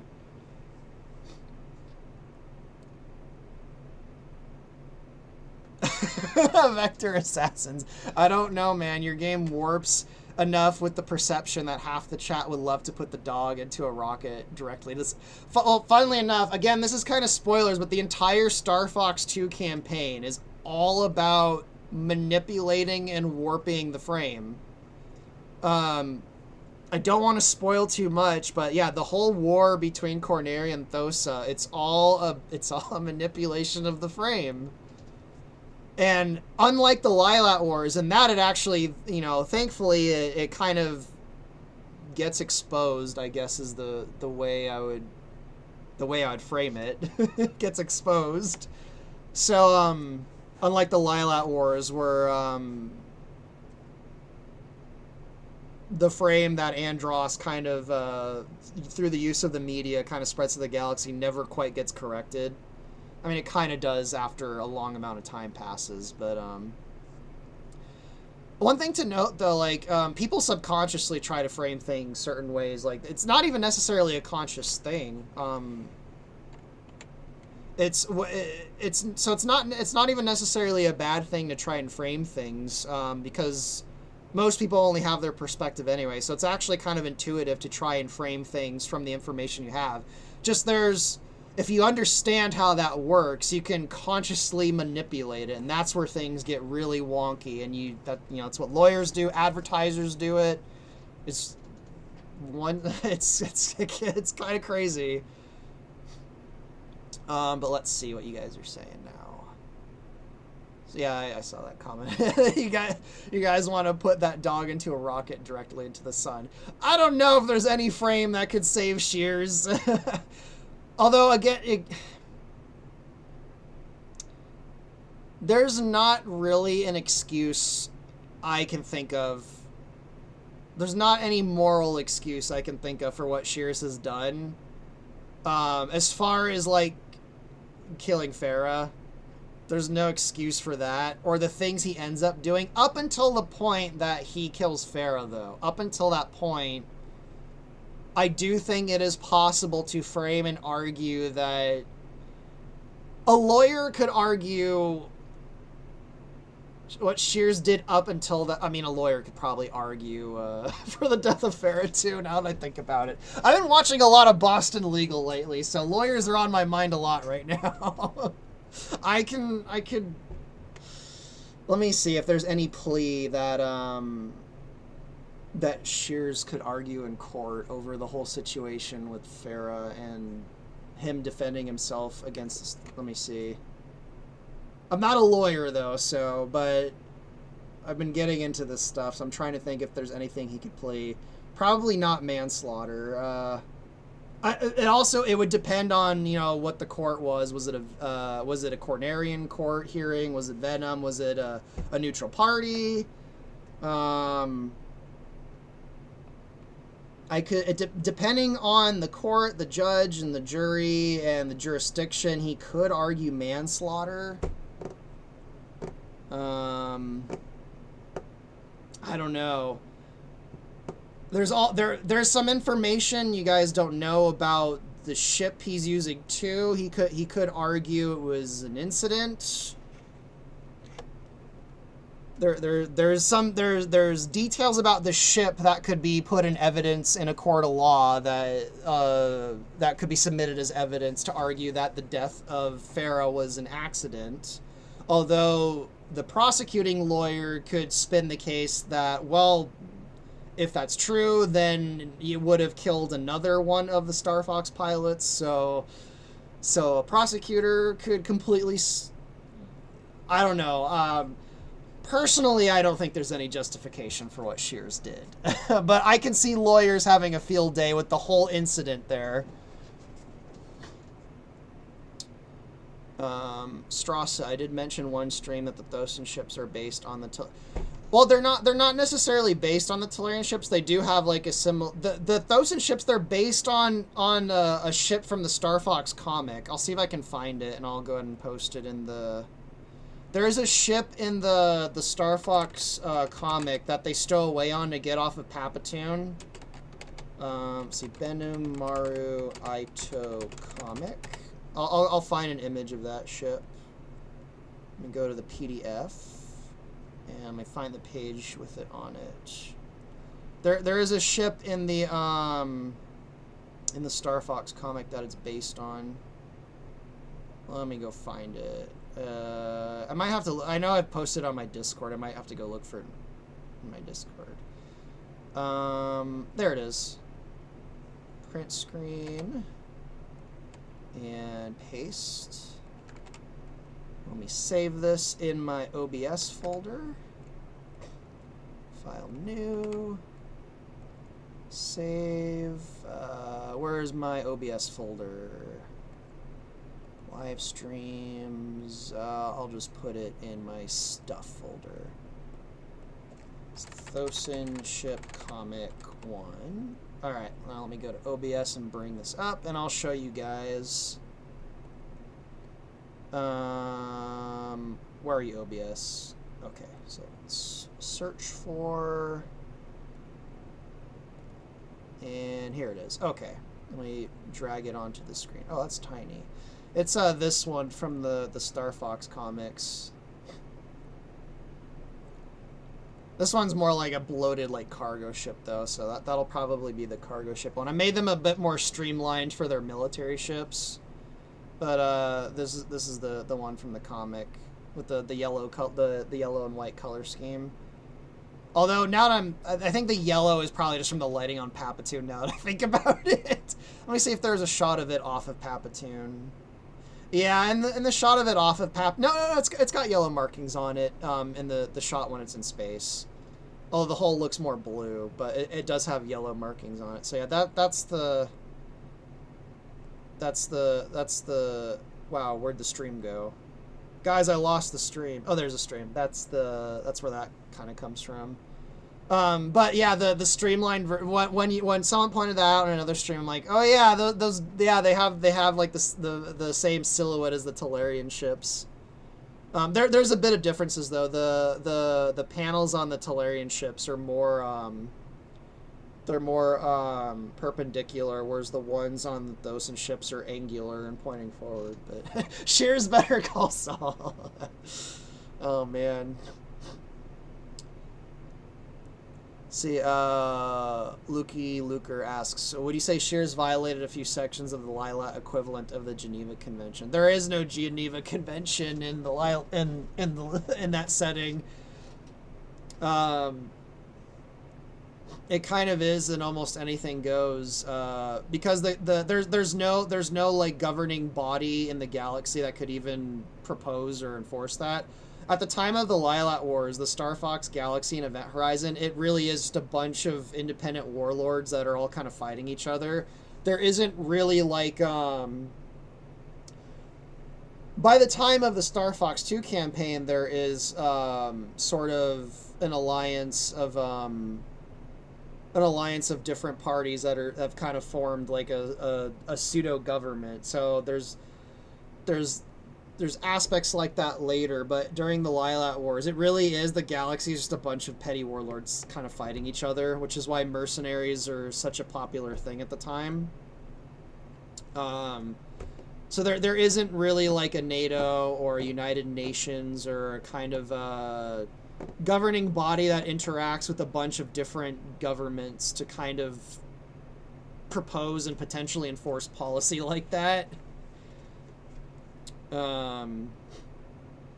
So yeah, it kind of is anything goes. Which happens during the Lilat Wars. That's why there's all these crazy weapons that Venom builds, these freaking, planet-destroying weapons, all these bio-weapons. I'm sure Andros is, ironically, he was developing technology to terraform Venom. Ironically, if the Geneva Convention existed, he would be violating so many environmental regulations and propositions or whatever with all his fucking bioweapons and shit. So yeah, if there was a Geneva Convention, Corneria could slam down on Andros so hard.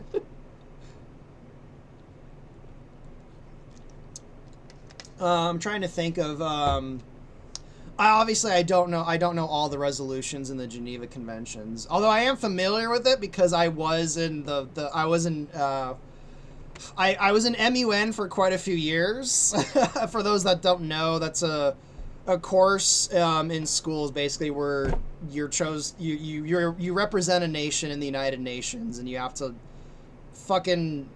I did not really enjoy it, but I guess I did learn a lot. And you learn how the United Nations operates. You learn how all of this stuff operates and stuff. And, I had to look into the Geneva Convention. And we did mock cases of, violations of different countries violating. It's basically like a court proceeding where a country would violate or do something that violated X, Y, and Z. We'd have to study the documents or whatever. And then make a case as a perspective of our country for or against whatever was going on.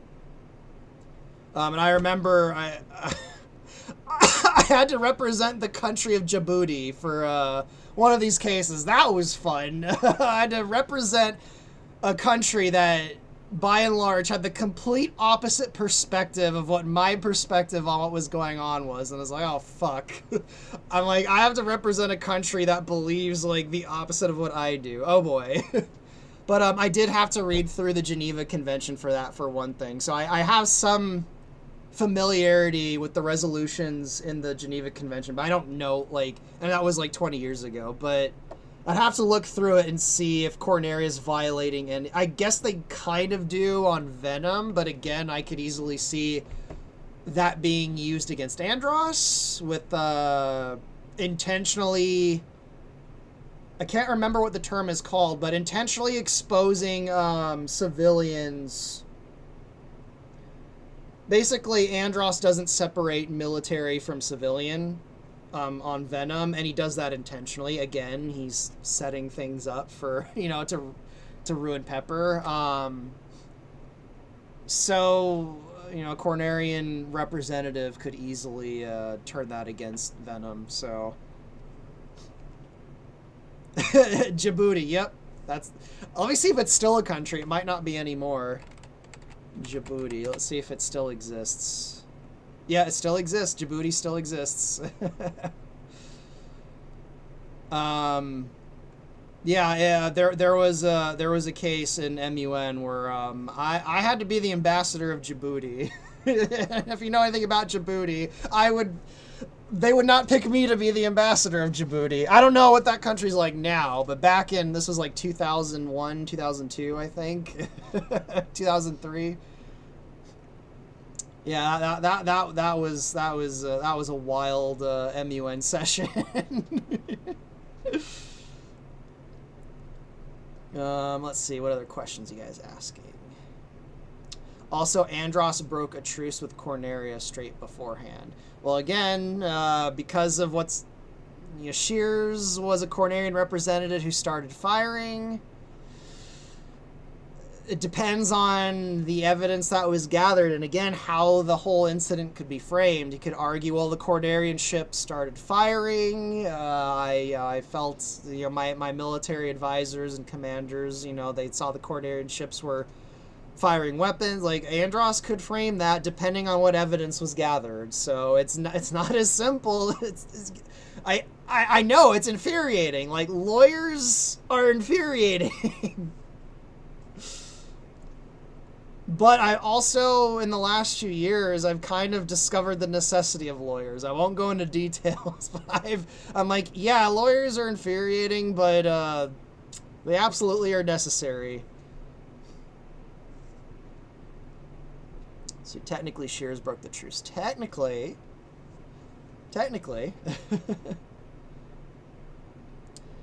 But again, depending on the evidence gathered, at that point, was Shears still technically a representative of Corneria? Was Shears already technically representing Venom at that point? What exactly happened on the ship? Does Shears have falsified evidence he could use? Like, again, there's all sorts of things that I could see, or if that was put into a court of law, it could go in so many different directions. Let's see. Didn't they record the call? Yeah, that's actually another super duper important factor about this universe that I haven't really gone into a bunch of details yet, but the communications cartel is a really important factor in all of this too, because they are an independent entity that has a monopoly on communications. So their bias could come into the court depending on what they want to release or rescind. They might, charge a fine, like, well, if you want these logs to be released, your, Cornerian government has to pay us, a fine or whatever. Like, they could, there's all sorts of wild things that could go on there, because the communications cartel is a massive wrench in really anything that involves intergalactic communication in the setting of Event Horizon. So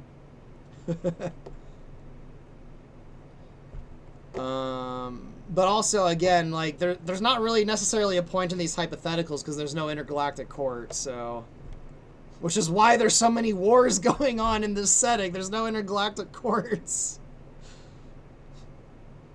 See, I've asked a question on Discord with regards to the reputation and surviving Venom commanders. Is your question what is the reputation of the surviving Venom commanders? Is that what the question is?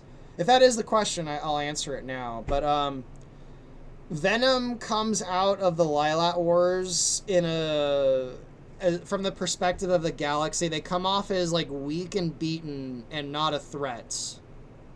Which in the setting of Event Horizon, that's a positive. Whereas Corneria is now seen as, like, a potential target or a threat because they just basically crushed an opposing power in a pretty brutal way from everyone's perspective. So I don't know if sympathy is the right word, but Venom is perceived as, like, this kind of neutered power that's no longer a threat, and they're kind of ignored at that point. So that's kind of the situation with Venom after the Lilat Wars. Everyone's focusing on Corneria. And then obviously, you know, I guess this is a bit of spoilers, but after that, Corneria kind of, General Pepper and the Cornerian army, they behave themselves, so to speak, in air quotes. They're kind of cautious after that. And then the Thosin incident happens. And all hell breaks loose.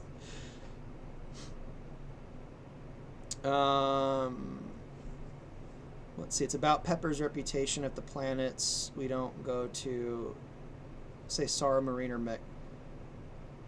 Oh, yeah, okay, I think I get what you're saying. Oh, you posted it in the Discord. Let me look at it. Sorry. I keep forgetting, yeah, you're in, let's see, with regards to Andros using the media to smear Pepper's reputation, would there be consequences for Corneria for bombing Venom City and the skyscrapers full of civilians, and is Cayman now leading the new Venom government, seeing as he's technically... No, Cayman isn't Andrew and Andros's relatives are all they're more or less fighting over control of Venom and its assets. But anyway, let me finish reading the question. Leading the Venom government, seeing as he's technically the last living Venom commander. If the other planets we don't go to during the Lilat Wars are still alive. Let me reread that again. I think I missed something. Okay, so you're just asking if there's the consequences are the entire galaxy basically has all their guns pointed at Corneria. Out of and not only out of fear, but they're looking at Corneria as a potential target for themselves too. There's other powers that are considering, because like I said earlier, in the setting of Event Horizon, it's a bunch of warlords vying for power. There's a lot of jousting between the different warlords, and then when they sense weakness or they sense a threat, they pounce. So after the Lilat Wars, you have a bunch of powers that are both afraid of Corneria and a bunch of them that are eyeing them up as potential targets too. Whereas before the Lilat Wars, Corneria was kind of under, they're kind of under the, what's the expression? They were not quite on the map, so to speak. Because Corneria hadn't really done anything in, I think, was it about...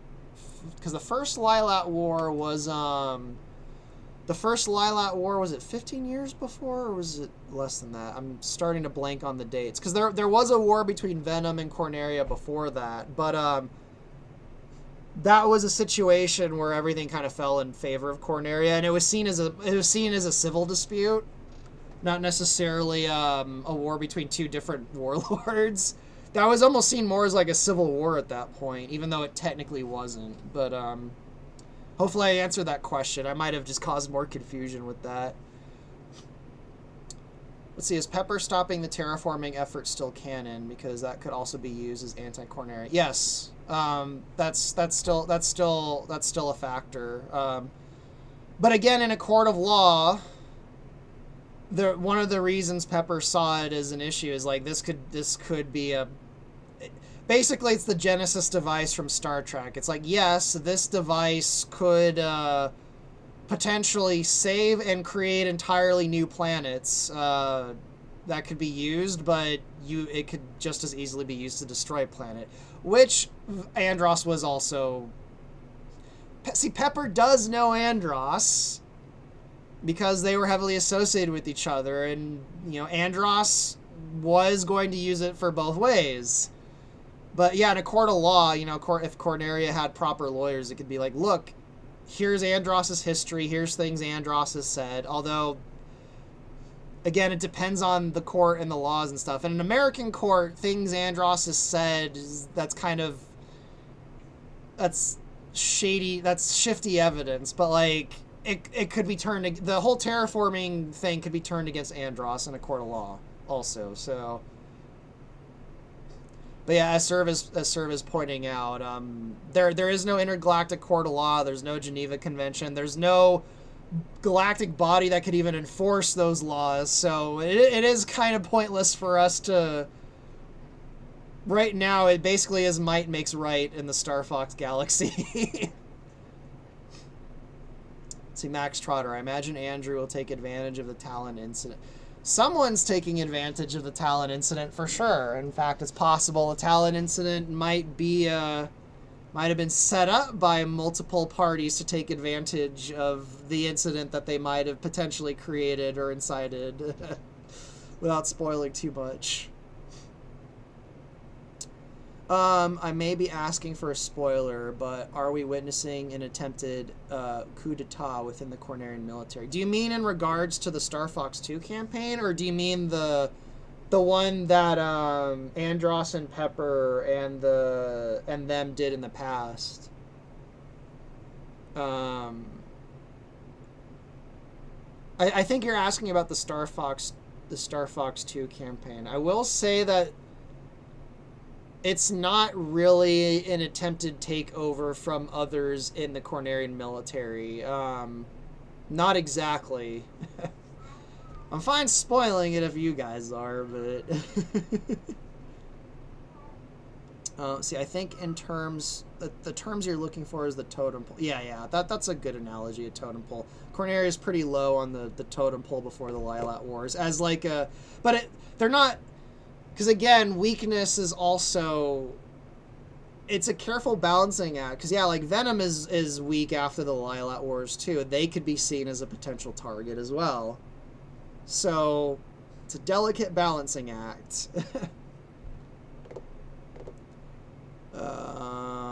Seeing a fanfic I shared on Discord, Corneria occupies Venom and confiscates... Yeah, Corneria in Event Horizon confiscates a bunch of...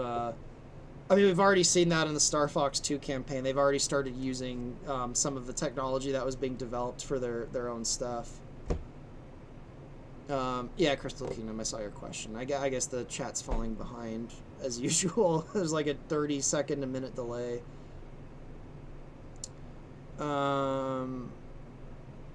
Okay, Lord of Creation's saying there's no usurpers. I'll say that much. There isn't forces within the Cornerian military attempting to usurp Corneria. Not exactly.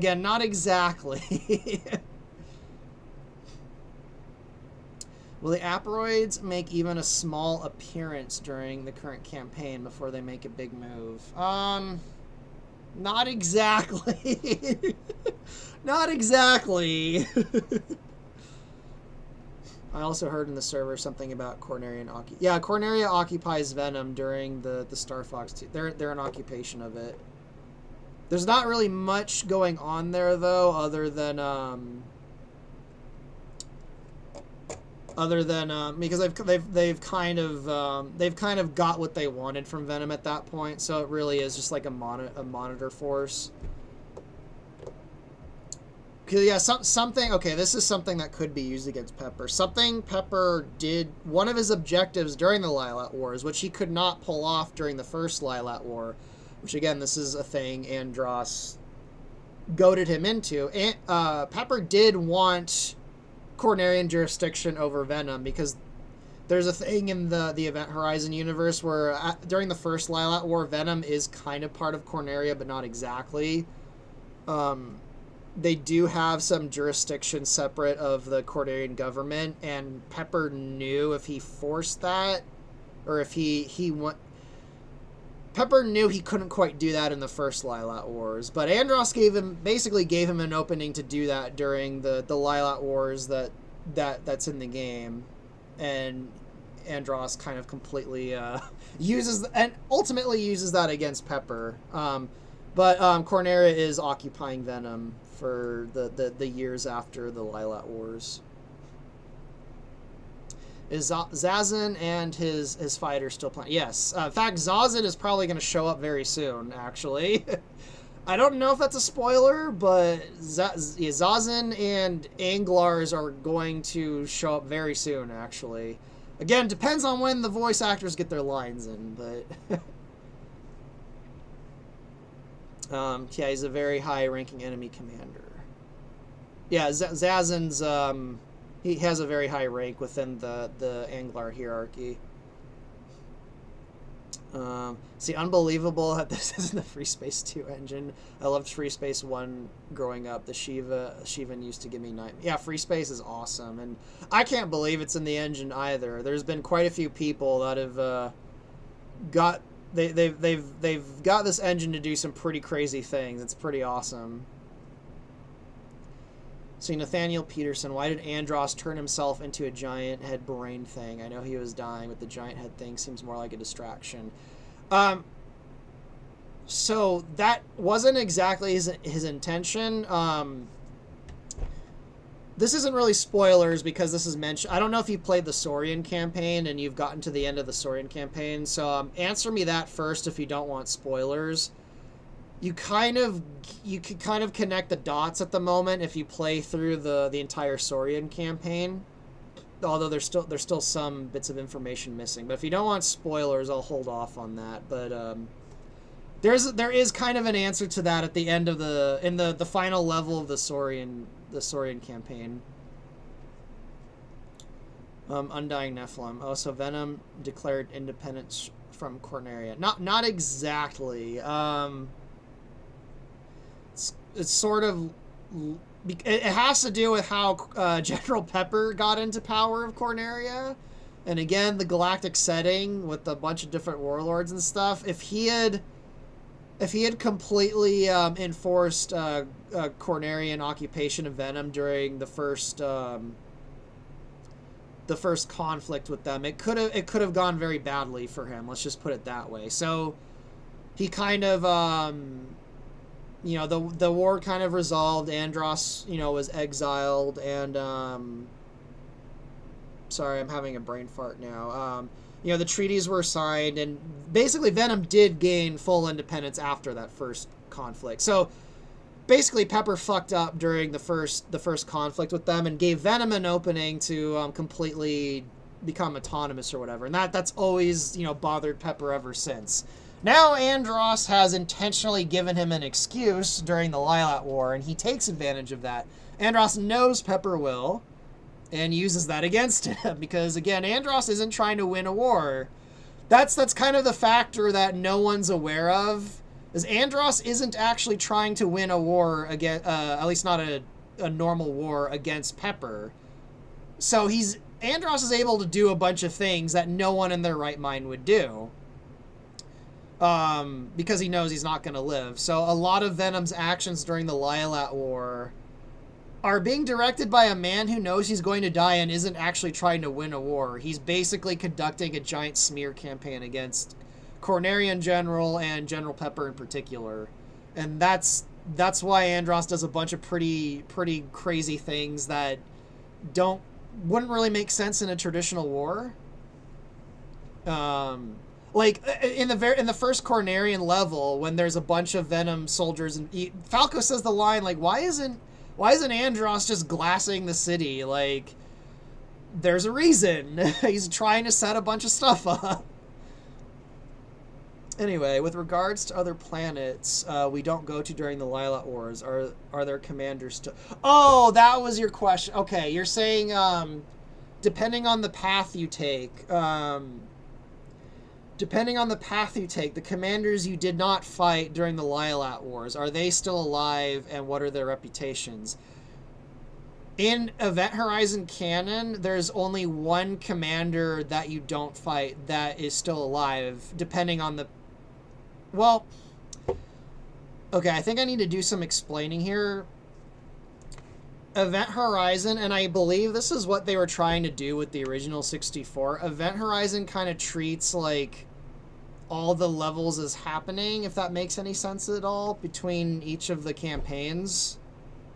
That might make a bit more sense by the time the game is finished. I know that sounds a bit confusing, but it kind of treats, like, all the events of the levels as kind of happening, even though the player plays through a specific path. Again, I know that sounds a bit confusing. I might need to finish more of the game for that to kind of make a bit more sense. So kind of bear with me on that. So it might be safe to say none of the Venom commanders survived the Lilat Wars except for Cayman. Although Cayman isn't a commander. Well, again, it depends on what... Do you mean the actual military rank? I think you mean, like, the lieutenants, the ranks of all the bosses. But yeah, anyway. Let's see. So Andros is kind of like the major from Hellsing Ultimate. I've seen Hellsing Ultimate, but I don't know why I can't remember... Hellsing Ultimate's the one with the freaking Catboy, right? Or am I mixing that up with the other Hellsing? I can't remember now. I don't remember, sadly. It's been a while since I don't know. I don't know if I'm mixing up Hellsing Ultimate with the other one, but I think I've seen Hellsing Ultimate. I don't remember what the Major's plan was in that. Let's see. Did Andros plan to take down Pepper with his clones? I mean, all of them are inside combat frames, and he probably didn't want to lose his giant factory. Andros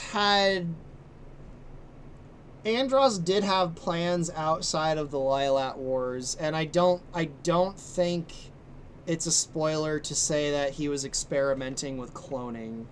I do think, though, that Andros... Because Andros is kind of ego-driven. And I do believe Andros would be a person that is concerned with continuity of consciousness. And I don't think...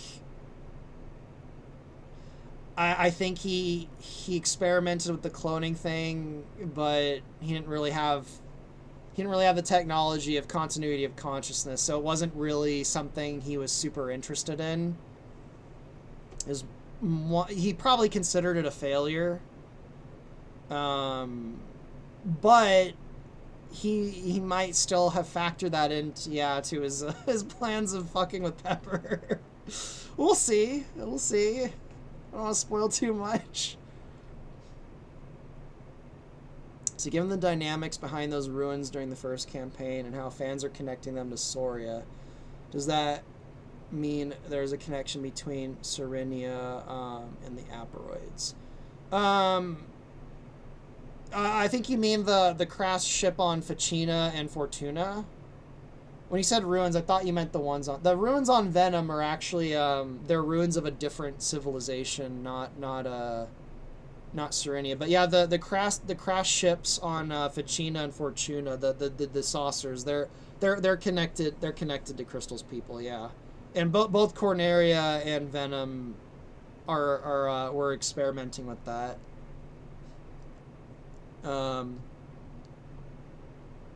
Let me finish reading.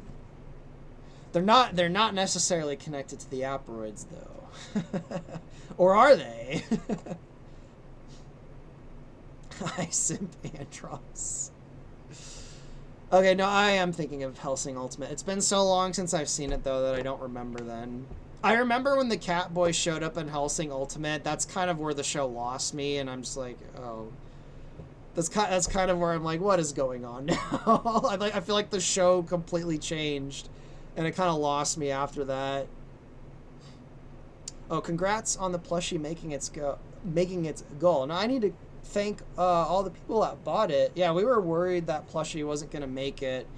Estelle's has a bunch of influence with that company, so they kept pushing the date, and eventually they lowered it a bit because 300 was too...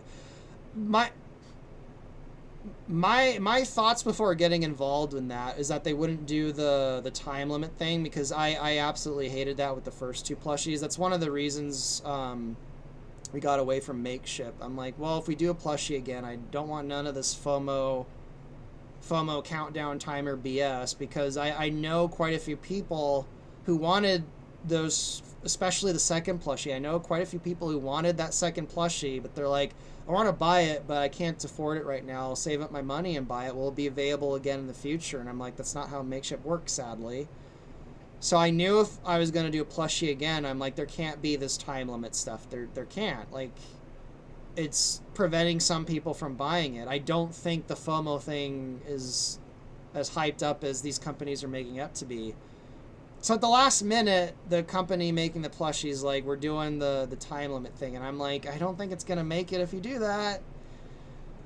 So, but eventually Estelle convinced them, and they extended the time, and they lowered the threshold, and it looks like it's made it. So thank all of you guys who bought it. I hope you guys like it. It's got Estelle's voice in it too. It's got a bunch of lines that she did. Oh, is the stream buff? Am I losing my connection? So I'm getting pretty hungry, so I'm actually probably going to get off in a bit. I think I've been going for over 2 hours. Yeah, I've been going for over 2 hours. I'll answer a few more questions, and I'm going to go get some lunch. Please don't let there be Androff. Here's a question for you, Ice Cream Man. Since you've been talking about the Warlords and Star Fox Event Horizon, what are they and what factions are they a part of? Well, during the Lilat Wars, they're all kind of out for themselves. I posted the map of the Star Fox Galaxy in my, I don't know if you're in my Discord, but that kind of hints as to what the different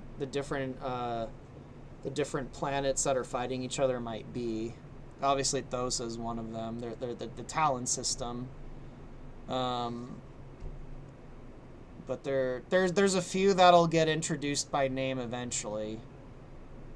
One of them in the Area 3 level, I think.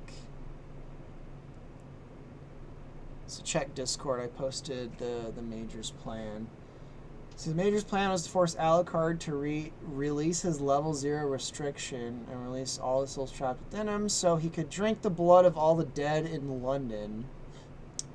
And then to have Schrodinger, that's, yeah, the freaking cat boy, with the paradoxical powers of the Schrodinger's cat. Oh my god. Only in anime, the paradoxical powers of the Schrodinger's cat theory to cut their head off and be absorbed into Alucard, causing all the souls to become self-aware, causing Alucard to disappear for 30 years.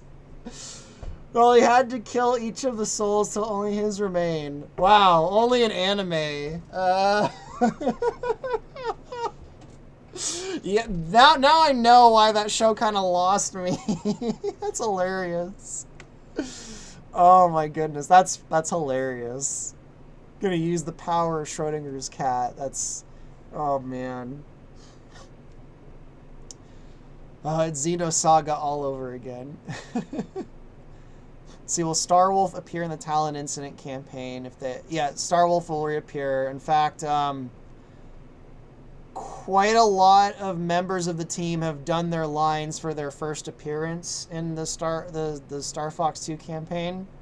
So that they might be reintroduced, depending if I get the last lines. It's I'm waiting on lines from Pigma. He's at a convention right now, so I suspect he'll do them as soon as he get back. That'll probably be one of the next cutscenes that I do, actually. Unless I get lines for the Soria ones that I'm waiting for. Those ones will probably, I hope those ones are next. And there's another Lilat Wars cutscene when Farah joins the team. That's the one I want out next. Again, it all depends on who gets their lines in first. But yeah, Starwolf will appear. Does this mean we can get a Lazu plush? Maybe one day we can get a Lazu plush. I really want to get a Norin plushie, but I don't know who would buy a Norin plushie. I'd certainly, at the moment anyway, I don't think 200 people would buy a Norin plushie. Maybe down the road people would, so we'll see. I'd love to see the next Crystal plushie in tribal attire. I think Estelle has an idea for the next design if she decides to do another plushie. See, there's 2 Andross Sims. What? See, Chasen, did you see my question about the ship limit you mentioned on Discord? I don't know if I saw your question, but what's his face said a few days ago that they've got the ship limit thing bumped up and it should be implemented in the engine sometime in the next month. So that probably, I knew that was going to happen eventually. It was just a matter of when. So I'll be experimenting with that, presumably sometime in the next month. But I think I missed your actual question about it. So I'll just DM you the idea in Discord. Okay. Oh, Andorf with the rope. Do you want me to spoil Andorf? I ain't in your Discord. Yeah, it's a patron Discord. I do have on the Free Space Discord, which is free. I do have an Event Horizon channel there that I kind of post stuff. See, I'd watch Hellsing Abridged version instead. It's easier to follow. I'm pretty sure I have seen some stuff from Hellsing Abridged. I know I've seen Yu-Gi-Oh! Abridged. Was it by the same people? Let's see. Looking forward to seeing any and all of these. I'll put some of them on in the background. I'll put some of the pending cutscenes on in the back while I answer a few more questions. So let me get some of them on. Let me switch from the cat one to cinematics. Let me go to the work in progress folder. It's being really slow. Let's put this one up. This isn't really a cinematic, but I'm gonna put this up. Is the volume from that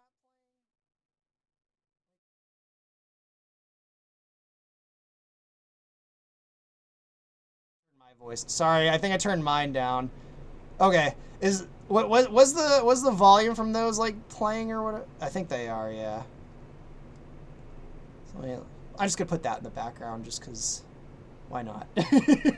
I just want to make sure the sound from the video isn't blaringly loud, and that my voice, and that I didn't mute myself by accident. Let me know before I start throwing videos up in the background.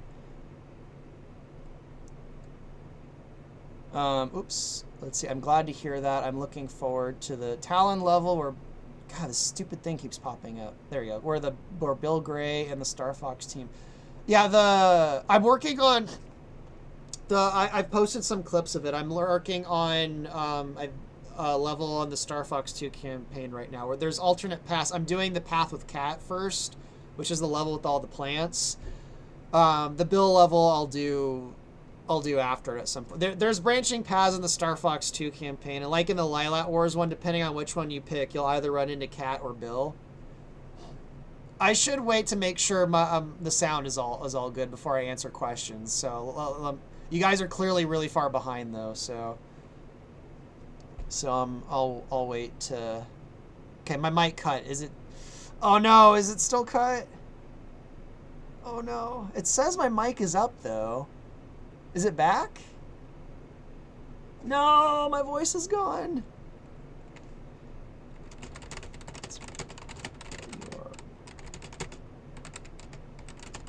I'll wait. No, shit. Fuck. You guys, it's...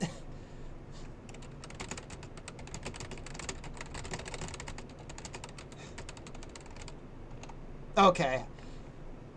Yeah, you guys are so far behind. I had to wait like, I mean, you'll see it you'll see it in like I guess one before sorry, now I'm getting all the timing mixed up.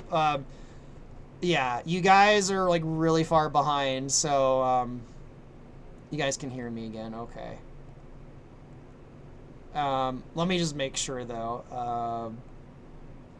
Okay, let me go back to answering questions. There was a few questions before that whole thing. Oh yeah, I was gonna get videos in the back. I guess I will, since the volume and stuff seems to be good now. So let's add some more media. Add. There's media capture. Media. Yes, add.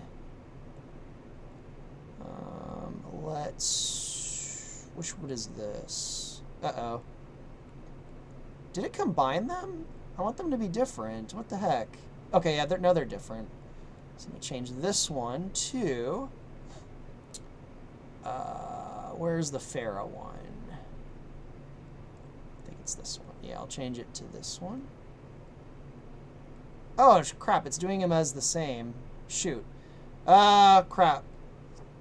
Discord is being weird. Like, it like did it as both of them. What the hell? Not Discord. OBS is being weird. Shoot. Whatever. I'm probably getting off soon, so I'll just have the Pharaoh one on in the background. I'm not gonna mess with it. We'll have the Pharaoh one on in the background. It's me and Faye are watching it. Anyway, so let me answer some questions then. See, question: what kind of story is the whole campaign with Faye and Miu and the Thosons? Well, it's an intergalactic incident. That's how I'd sum it up. With a bunch of different factions kind of vying for different, not necessarily different things, but it's a war. It's an interstellar incident that breaks out into a war. See, I hear you, but sometimes I get weird cut, like I froze. Oh shoot.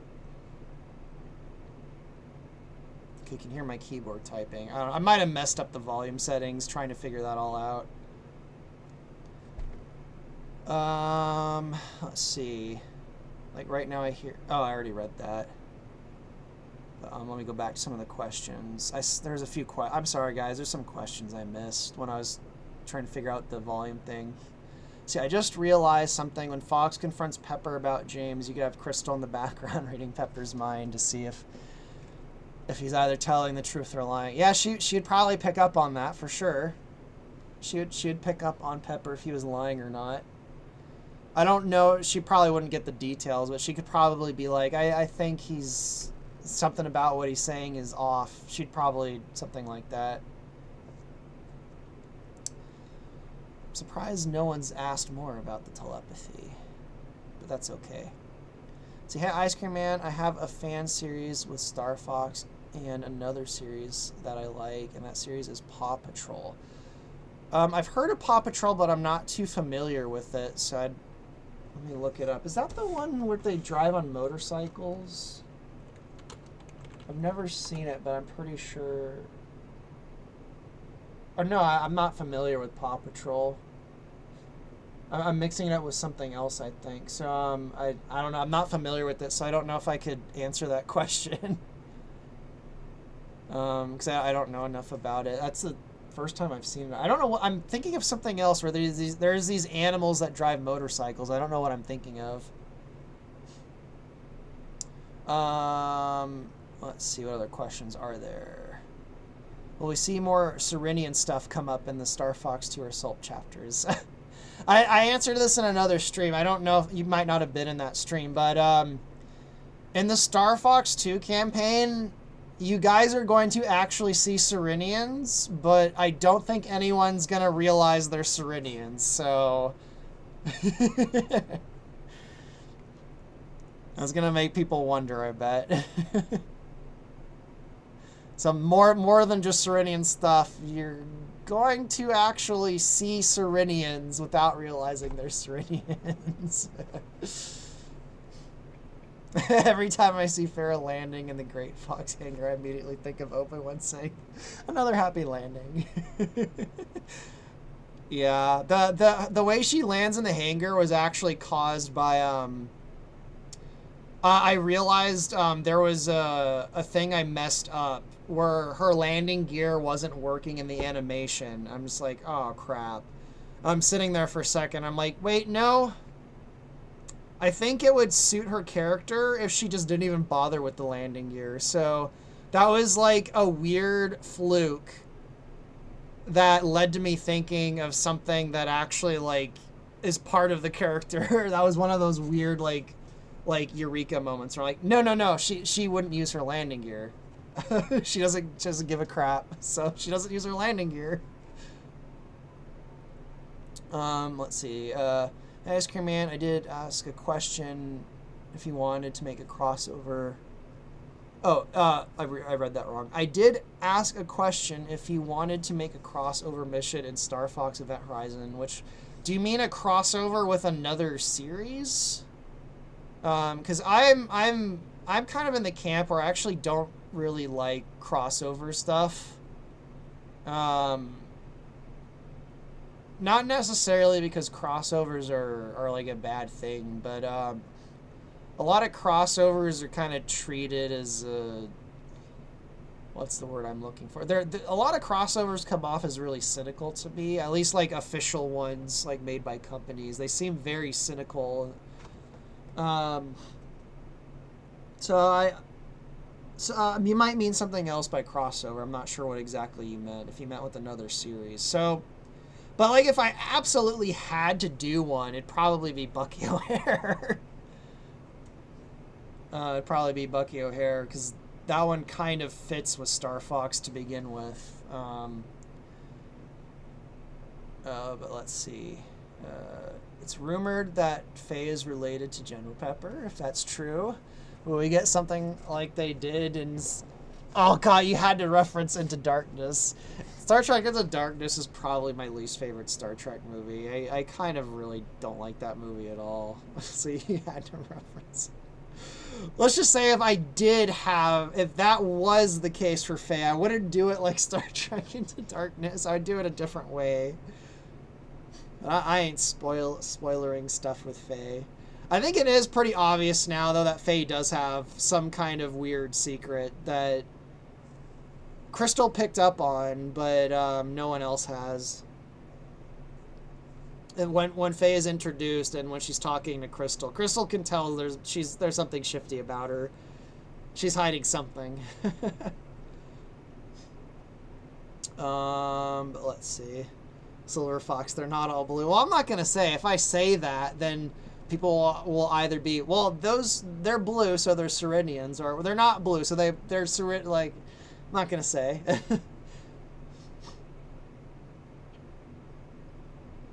They weren't all blue in the original Dinosaur Planet, though. Although they weren't called Cerinians back then.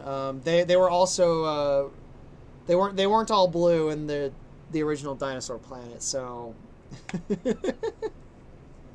only Crystal was, and possibly her mother and father, but we don't actually see her real father. We see Randorn, who's not blue. Although he is blue in Event Horizon, just to throw some more confusion in there.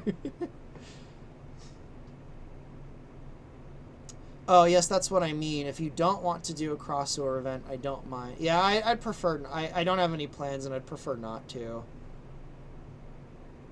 So multiverses are kind of creatively lazy, at least in my opinion. I would say a lot of multiverse stuff is lazy, but that in itself doesn't necessarily mean the multiverse is a bad problem. I think my issue with the multiverse problem is that, and this extends beyond just media, this might be changing as time goes on, but a lot of people in real life kind of treat the multiverse theory as like real, and it's not. I don't even know. I know there's some stuff in string theory that kind of, or is it, am I mixing it up with another one? But multiverse theory was proposed in the 1950s to potentially solve a specific math problem. It's not like an actual thing that's really has like any credit within the scientific community, but massive amounts of sci-fi and other things have always kind of treated it as like this big thing that's like super plausible and real. And you know, if you're doing like something fantastical, that's not a big deal, but like there's just always been kind of this attitude around the multiverse thing that has always rubbed me the wrong way since like I was a kid. Yeah, so and then yeah, a lot of it is generally lazy. That's just the failure of the people making it, though, not necessarily the idea itself.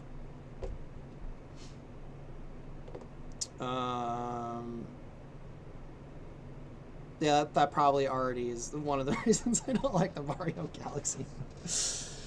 Yeah, Faye and her sources. Bucky and Event Horizon. I almost put Bucky in the background of the mall when Crystal's going through. I almost put him in the background, but I decided not to. I almost had him walking. The reasoning being because if Bucky O'Hare was at that mall, he would have gotten involved in the Talon incident. So I'm like, nah, I can't have him there. Because you see, little things like that are fun, but the integrity of what I'm doing is more important than what I think is super cool. So I kind of am like, no, I can't put Bucky O'Hare there, because then eventually people will be like, well, then he would get involved in the whole thing going on.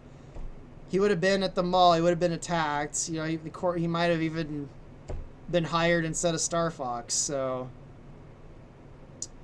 yeah, I kind of got rid of Bucky O'Hare at the mall. See, I got a question, but I just joined the stream, so if someone asked this question, please let me know. What made you want to make the Event Horizon game? I mean, it goes all the way back to like 2007 and 2008. It was after Command came out. And it kind of just started as wanting to kind of just do stuff set after Command, because I think it was a little too early to tell, but me and other people, I guess we ended up being right, and we kind of predicted that Star Fox might not be around for a while or something. It was a long time ago, so it's kind of hard to remember specifically what we were thinking. But we're like, oh, we kind of want to do something like after Command, and especially in retrospect, a lot of people ended up hating Command. And it is like Command really is like a sour place to just end Star Fox on. There's like one decent ending in that game, and the rest of the endings are kind of like downers, or like kind of like, really, that's where all of Star Fox is gonna end. Although at the time we didn't know for certain that's, you know, they were gonna reboot Star Fox or whatever. But so it kind of started as like that and just kind of having fun, and then it didn't really work out, and then I kind of just privately experimented with making Star Fox stuff in the years after that. And then in 2024, the Shadows of Lilac project announced, I think it was actually earlier than 2024, they announced they weren't making it anymore, but they put all the work they did out on the internet, and I played it, and you know, it was done in the Free Space engine, and I'm sitting there and I'm like, you know what? I think an actual Star Fox thing could be done in this engine. I'm gonna see what I can do. And then I did it, I started experimenting, and I kind of shifted over to doing that. And basically for the next almost 10 years, I was just experimenting with stuff in the Free Space engine, and I was hammering out sort of all the things that were going on or whatever. And then obviously when I met Estelle, that opened the floodgates. And, I was always sad about how long it took to meet Estelle, but it probably was a good thing it took so long to actually get into contact with her, because by the time I met her, almost everything was, I mean, there were still things that needed to be like worked out, but everything was kind of in place as far as like all the campaigns and what was going to be done. So hopefully I answer that question. So if I remember the question right, we just kind of did it for fun at the start. When I say we, I mean people that, because I started it with a bunch of other people. It wasn't just me at the time. We kind of just did it for fun, I guess. And then as time went on, it really became more about like, wow, they've just abandoned or dropped the ball on Star Fox. It kind of morphed into going back and like connecting everything, because I'm like, well, doesn't look like they're gonna do anything really interesting with Star Fox. I'll try and do what I can, and that's kind of where I am now. Since it got said that Algie will show up. Algie will show up very soon. He has a voice actor who might even be in the chat. I'm not sure. I haven't seen him in the chat, but he might even be in the chat. But anyway, I'll finish reading what he said. Since it got set that Algie will show up, how do you want to handle his personality? My best guess will be that he might be like a deranged version of Slippy. His voice actor has done something with him that I think is pretty cool, that I've kind of pushed. I would not say he's exactly like Slippy. I don't want to say too much, because he's going to be introduced, I say soon, so I'm going to say relatively soon. Yeah, I'll keep Algie, wow, my brain's imploding. Algie under wraps, because he's probably going to get revealed pretty soon, so. I think you asked that question twice, actually. See, wasn't there also a Star Fox RTS mod around the same time? That was one of the experiments I was working on. It wasn't for Empire at War though, so that might be another one. I was experimenting with the idea of like a real-time strategy game back in like 2011, I think, almost 20 years ago, 2011 or 2012, somewhere around there. Let's see. Will Marcus be in Event Horizon? Given how close James and Fox were, showing Fox training his son how to fly would be the best ending. I mean, Marcus kind of has to be in Event Horizon. He kind of has to be, regardless of. It kind of has to be. I'll leave it at that. He has to be in some way, shape, or form. Strassa just says, "I love your work, Ice Cream Man." Thank you. I'm really happy people like my work. Like, if there's one thing the last several months that's been good in the last several months, it's been seeing what a lot of you guys are saying about Event Horizon, especially with the things I've been posting more recently. You guys have said some really kind things. People said some really, really, really nice things yesterday when I posted the Farah video. See, I remember the whole Shadows of Lilac thing. Yeah, I'm so sad that ended up going nowhere. I tried to get in contact with some of the people that made it, and I got in contact with one of the people that was working on it, but he, not long after, disappeared again. So I'm really not sure what happened to all the Shadows of Lilac people. I don't know what's happened to them all. They've all kind of disappeared. I'd love to talk to them, though. If anyone knows them or they're in the stream, let me know. Just message me on Discord. Let's see, I think I've actually caught up with the chat.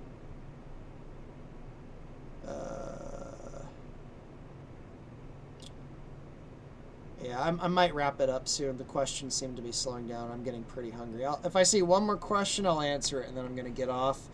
I'm going to eat lunch, and then I'm going to start animating karaoke. And hopefully I'll have something to show for that in the next few days. Although if some of the lines come in for the other scenes, then that'll probably get kicked down the road again, and those will get released first.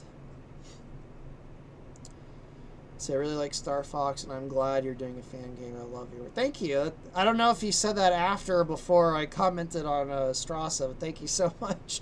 That's the main reason I'm still doing this, is because it's just, well, it's related, but there's a lot of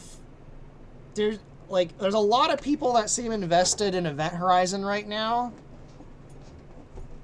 There's a lot of people that seem invested in it right now, and the Patreon had a huge spike recently. I'll put it that way. Well, it's recently is fading into the past. So several months ago, it had a huge spike. Basically, a lot of people seem to really want this, so I'm gonna keep working on it as long as people want it. Because if it wasn't for that, Estelle and I probably would have already moved on to. And I still really want to. I want to move on to my original stuff, but we probably would have pushed harder to move into our original stuff now. But Event Horizon seems to be doing really well right now, so I'm sticking with it. See, if Marcus is going to be in Event Horizon, does that mean we're going to get names for Slippy's son and Lucy's daughter as well? If I can get Imamura to answer me that question, sure. I've asked him for names of other things, and he won't tell me, so if he gives me a name for them, he might give me a name for those, because I don't think anything's ever going to be done with Command or Nintendo right now. So Imamura might actually answer that question. If he tells me what their names are, then yes. I think my nose is getting a little stuffy, probably from the fan. Might need to clean the fan out. I cleaned the fan out not long ago, like just a week ago though. Yeah, the fan's pretty clean. I don't know. My nose is suddenly getting really stuffy. I don't know. Maybe something's coming in through the window, some pollen or something, and it's going through my fan. I don't know if you guys can hear it. My nose is just out of nowhere getting really stuffy. So yeah, it's probably a good time to wrap up then. So your game looks awesome. Thank you, random user, H8C8K. I sadly don't own a PC, but I probably will download once I get a PC. If you have a Steam Deck, some people seem to have got it to work on a Steam Deck, but yeah, thank you so much. A lot of people seem to be liking it right now. A lot of people, I say a lot, relatively speaking, more people than ever before seem to be streaming it. Like a few days ago, I feel terrible for forgetting his name already. Let me go look at it. Someone discovered it and was streaming it like 3 or 4 days ago, and he was just saying a lot of positive things while streaming it. And well, funnily enough, when he was live streaming it, I jumped into the stream in the middle of it because it was someone who linked me to it. He'd already been doing it. I literally jumped into the stream right in the middle of him kind of ranting at like the bad voice acting, and he was basically ranting about things he didn't like in the new Star Fox game and saying how Event Horizon did it better. So I'm like, that's a flattering place to jump into a live stream. And I told him that. I'm like, wow, I jumped into the stream and like an interesting possible point. But what was his name? Let me scroll back up. He did a live stream a few days ago, but it was Trevor something. Now I can't find it. I'm so sorry. That person who was streaming Event Horizon the other day on Twitch, it was Trevor something. Let me scroll up more. There it is. The Trevor Fox. He was streaming Event Horizon on Twitch the other day and was having a blast, and just when he got to the scene with Farah, I don't even think he's seen the scene I released yesterday yet, because he was unfamiliar with Farah.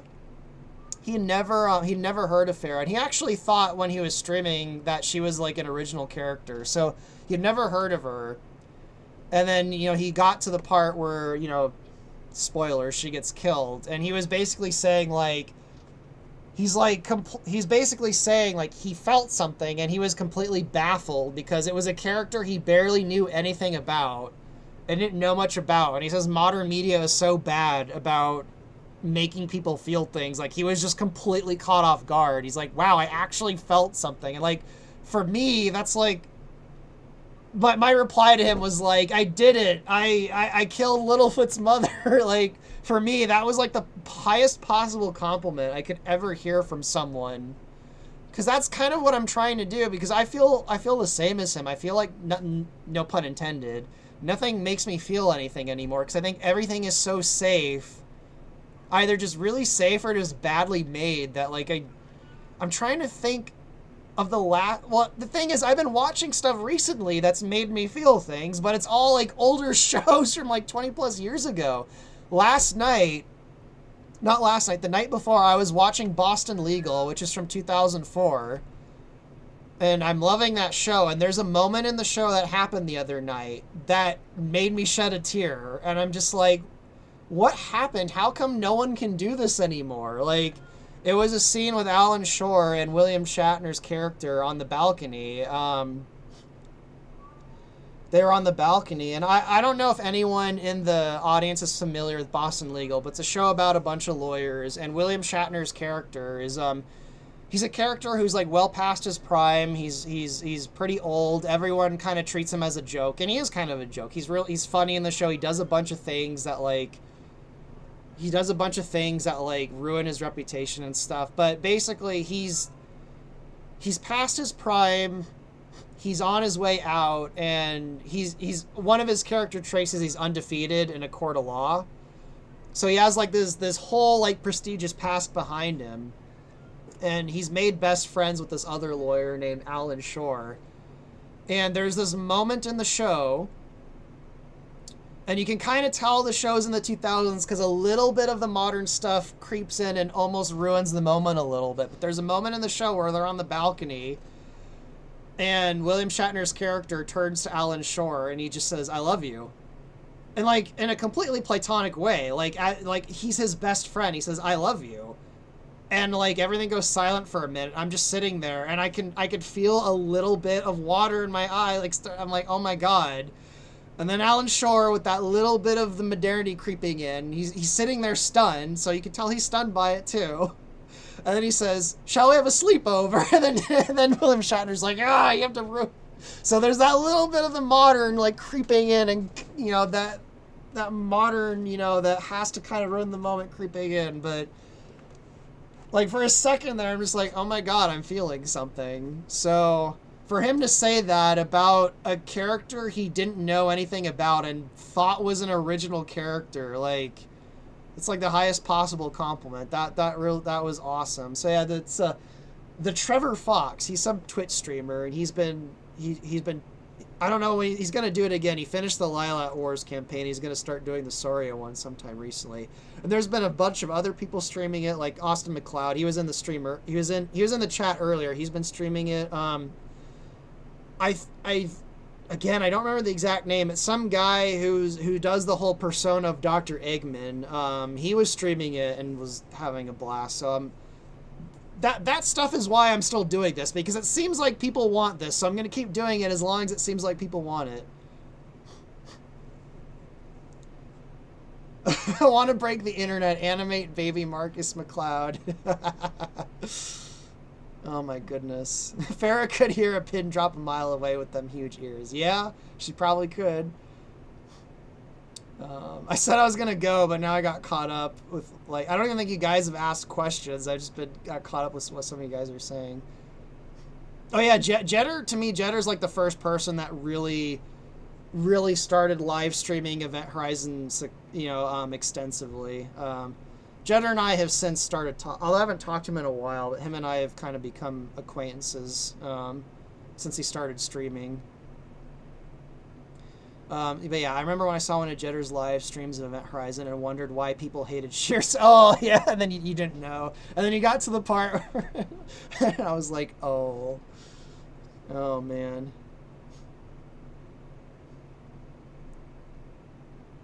Let's see. You think Star Fox would be more popular if it was just Top Gun pilots in their ships?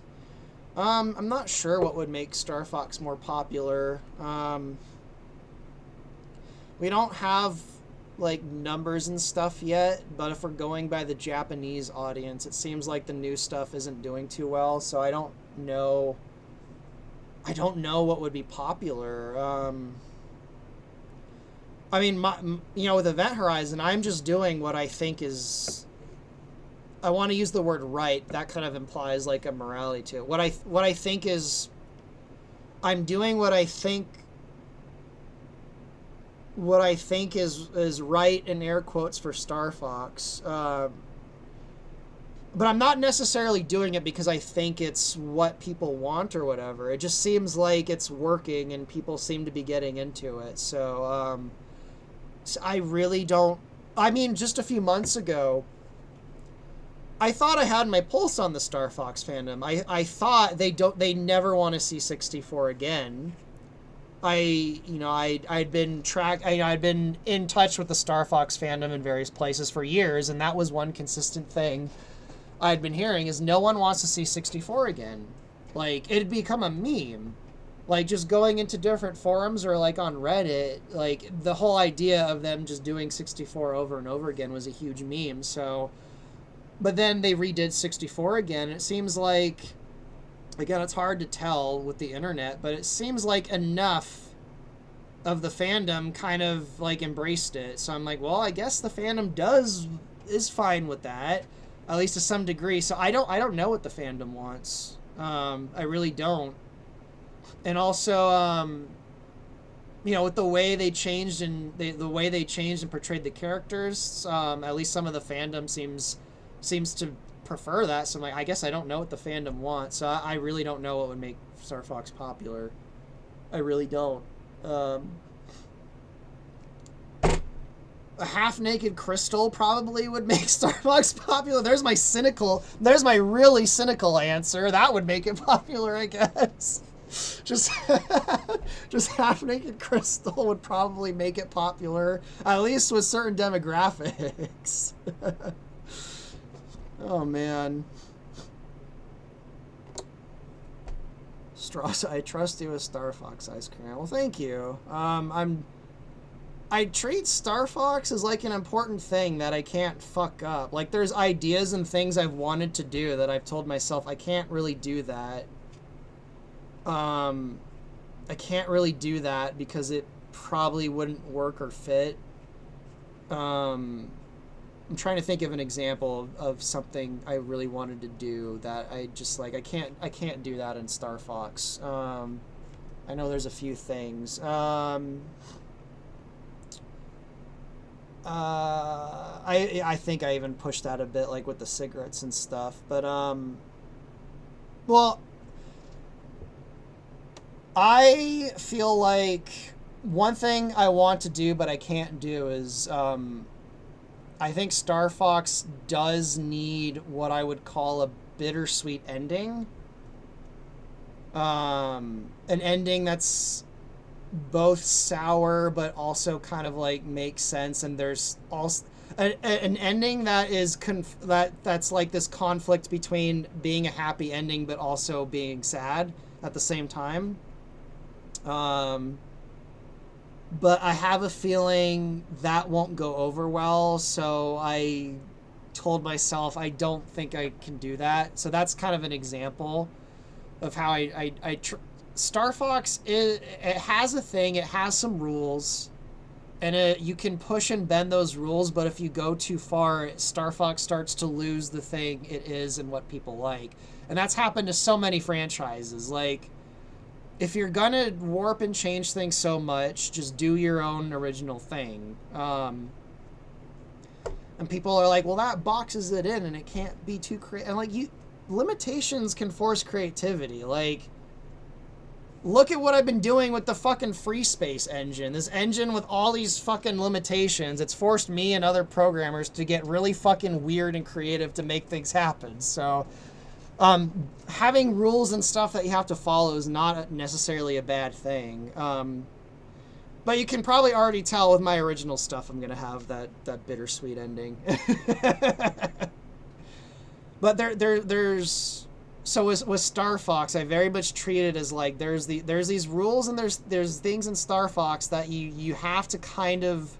You can't push too far, and if you break those rules and I mean, case in point, Command. Look at the endings of Command. No one seems to like any of those endings.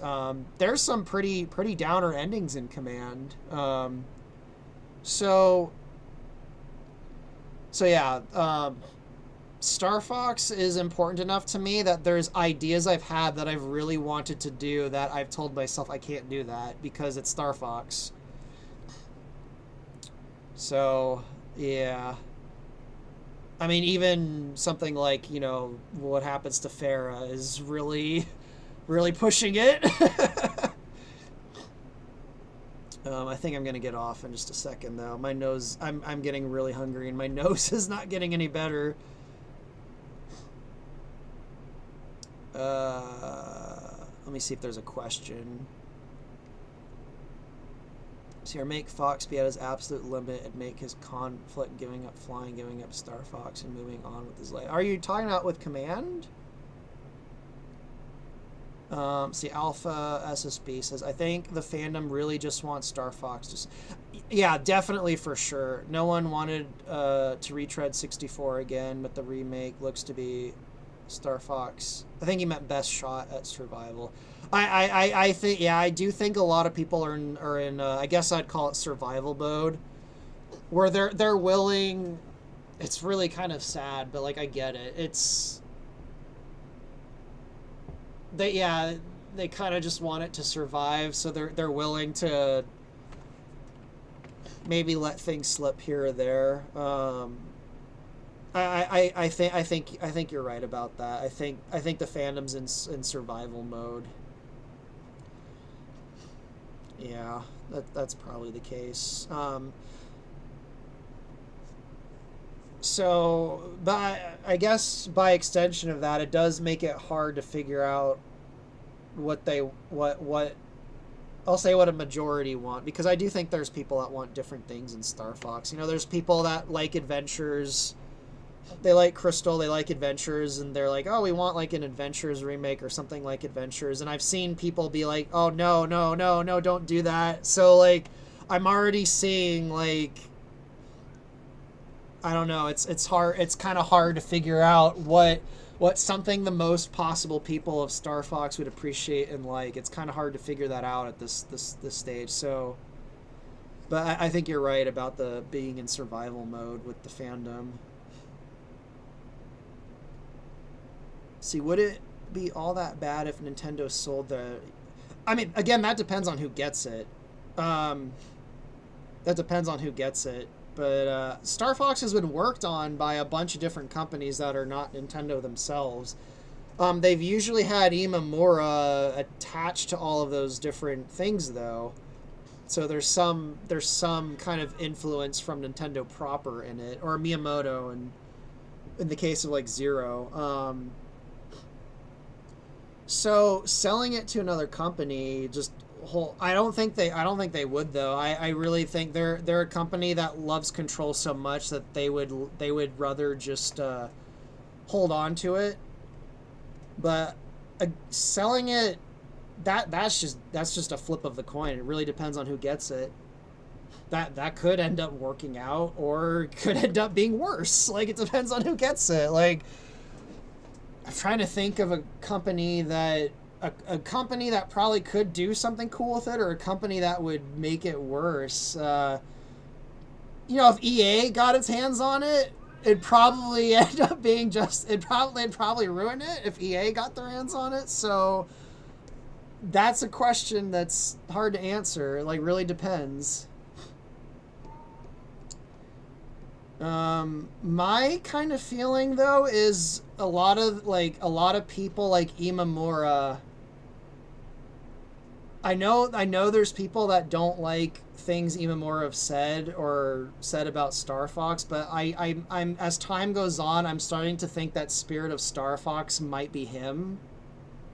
And the fact that he's not really involved in Star Fox anymore, I don't know. It's hard to say.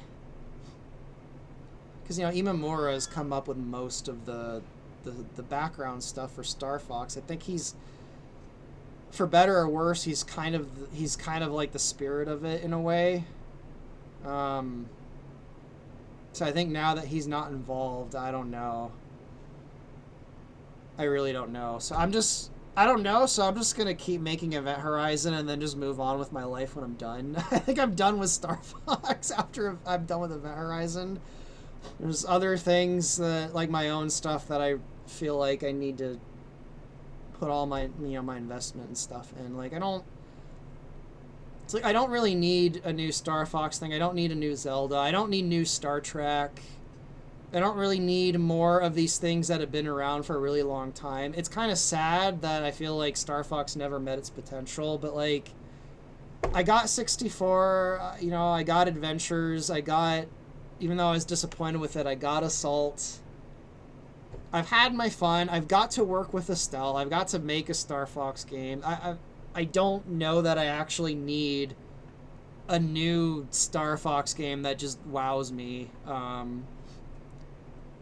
I'm kind of feeling that way about a lot of things that have been around for a long time. I'm kind of just looking at new things now, or things I'm not familiar with. Like, there's been a bunch, like, I've streamed it before. There's this new game, relatively new game called Nine Kings that's just, and Super Fantasy Kingdom, that are just fantastic. And they seem to be doing very well. Super Fantasy Kingdom especially is doing really well, so looking forward to see what comes of that series, if it turns into one. Okay, I think I need to go now. I'm getting really hungry. Yeah, I'm not seeing questions. I think I'm gonna go now, guys. I hope you guys enjoyed the stream and talking with Kyle for a while. No rhyme intended. I know him and I want to do like a proper podcast stream where we bring on the other voice actors too, so we might try and do that sometime in the recent future. We'll see how that goes. I know that Faye's voice actress wants to do a live stream, but She has a bunch of, again, it's another reason she hasn't finished her lines for Faye. She has a bunch of real life stuff going on right now where she doesn't really have the time to do a live stream and barely has time to do lines. So I don't know when that's going to happen, but at some point in the future, Faye and I are going to do a live stream. I don't know when. See, I see a comment from Alpha that I'm gonna agree with. Star Fox needs a champion internal with Nintendo other than Miyamoto. I think I agree with you. As far as like people at Nintendo to replace him, I don't know. I'd say Imamura, but he's basically retired.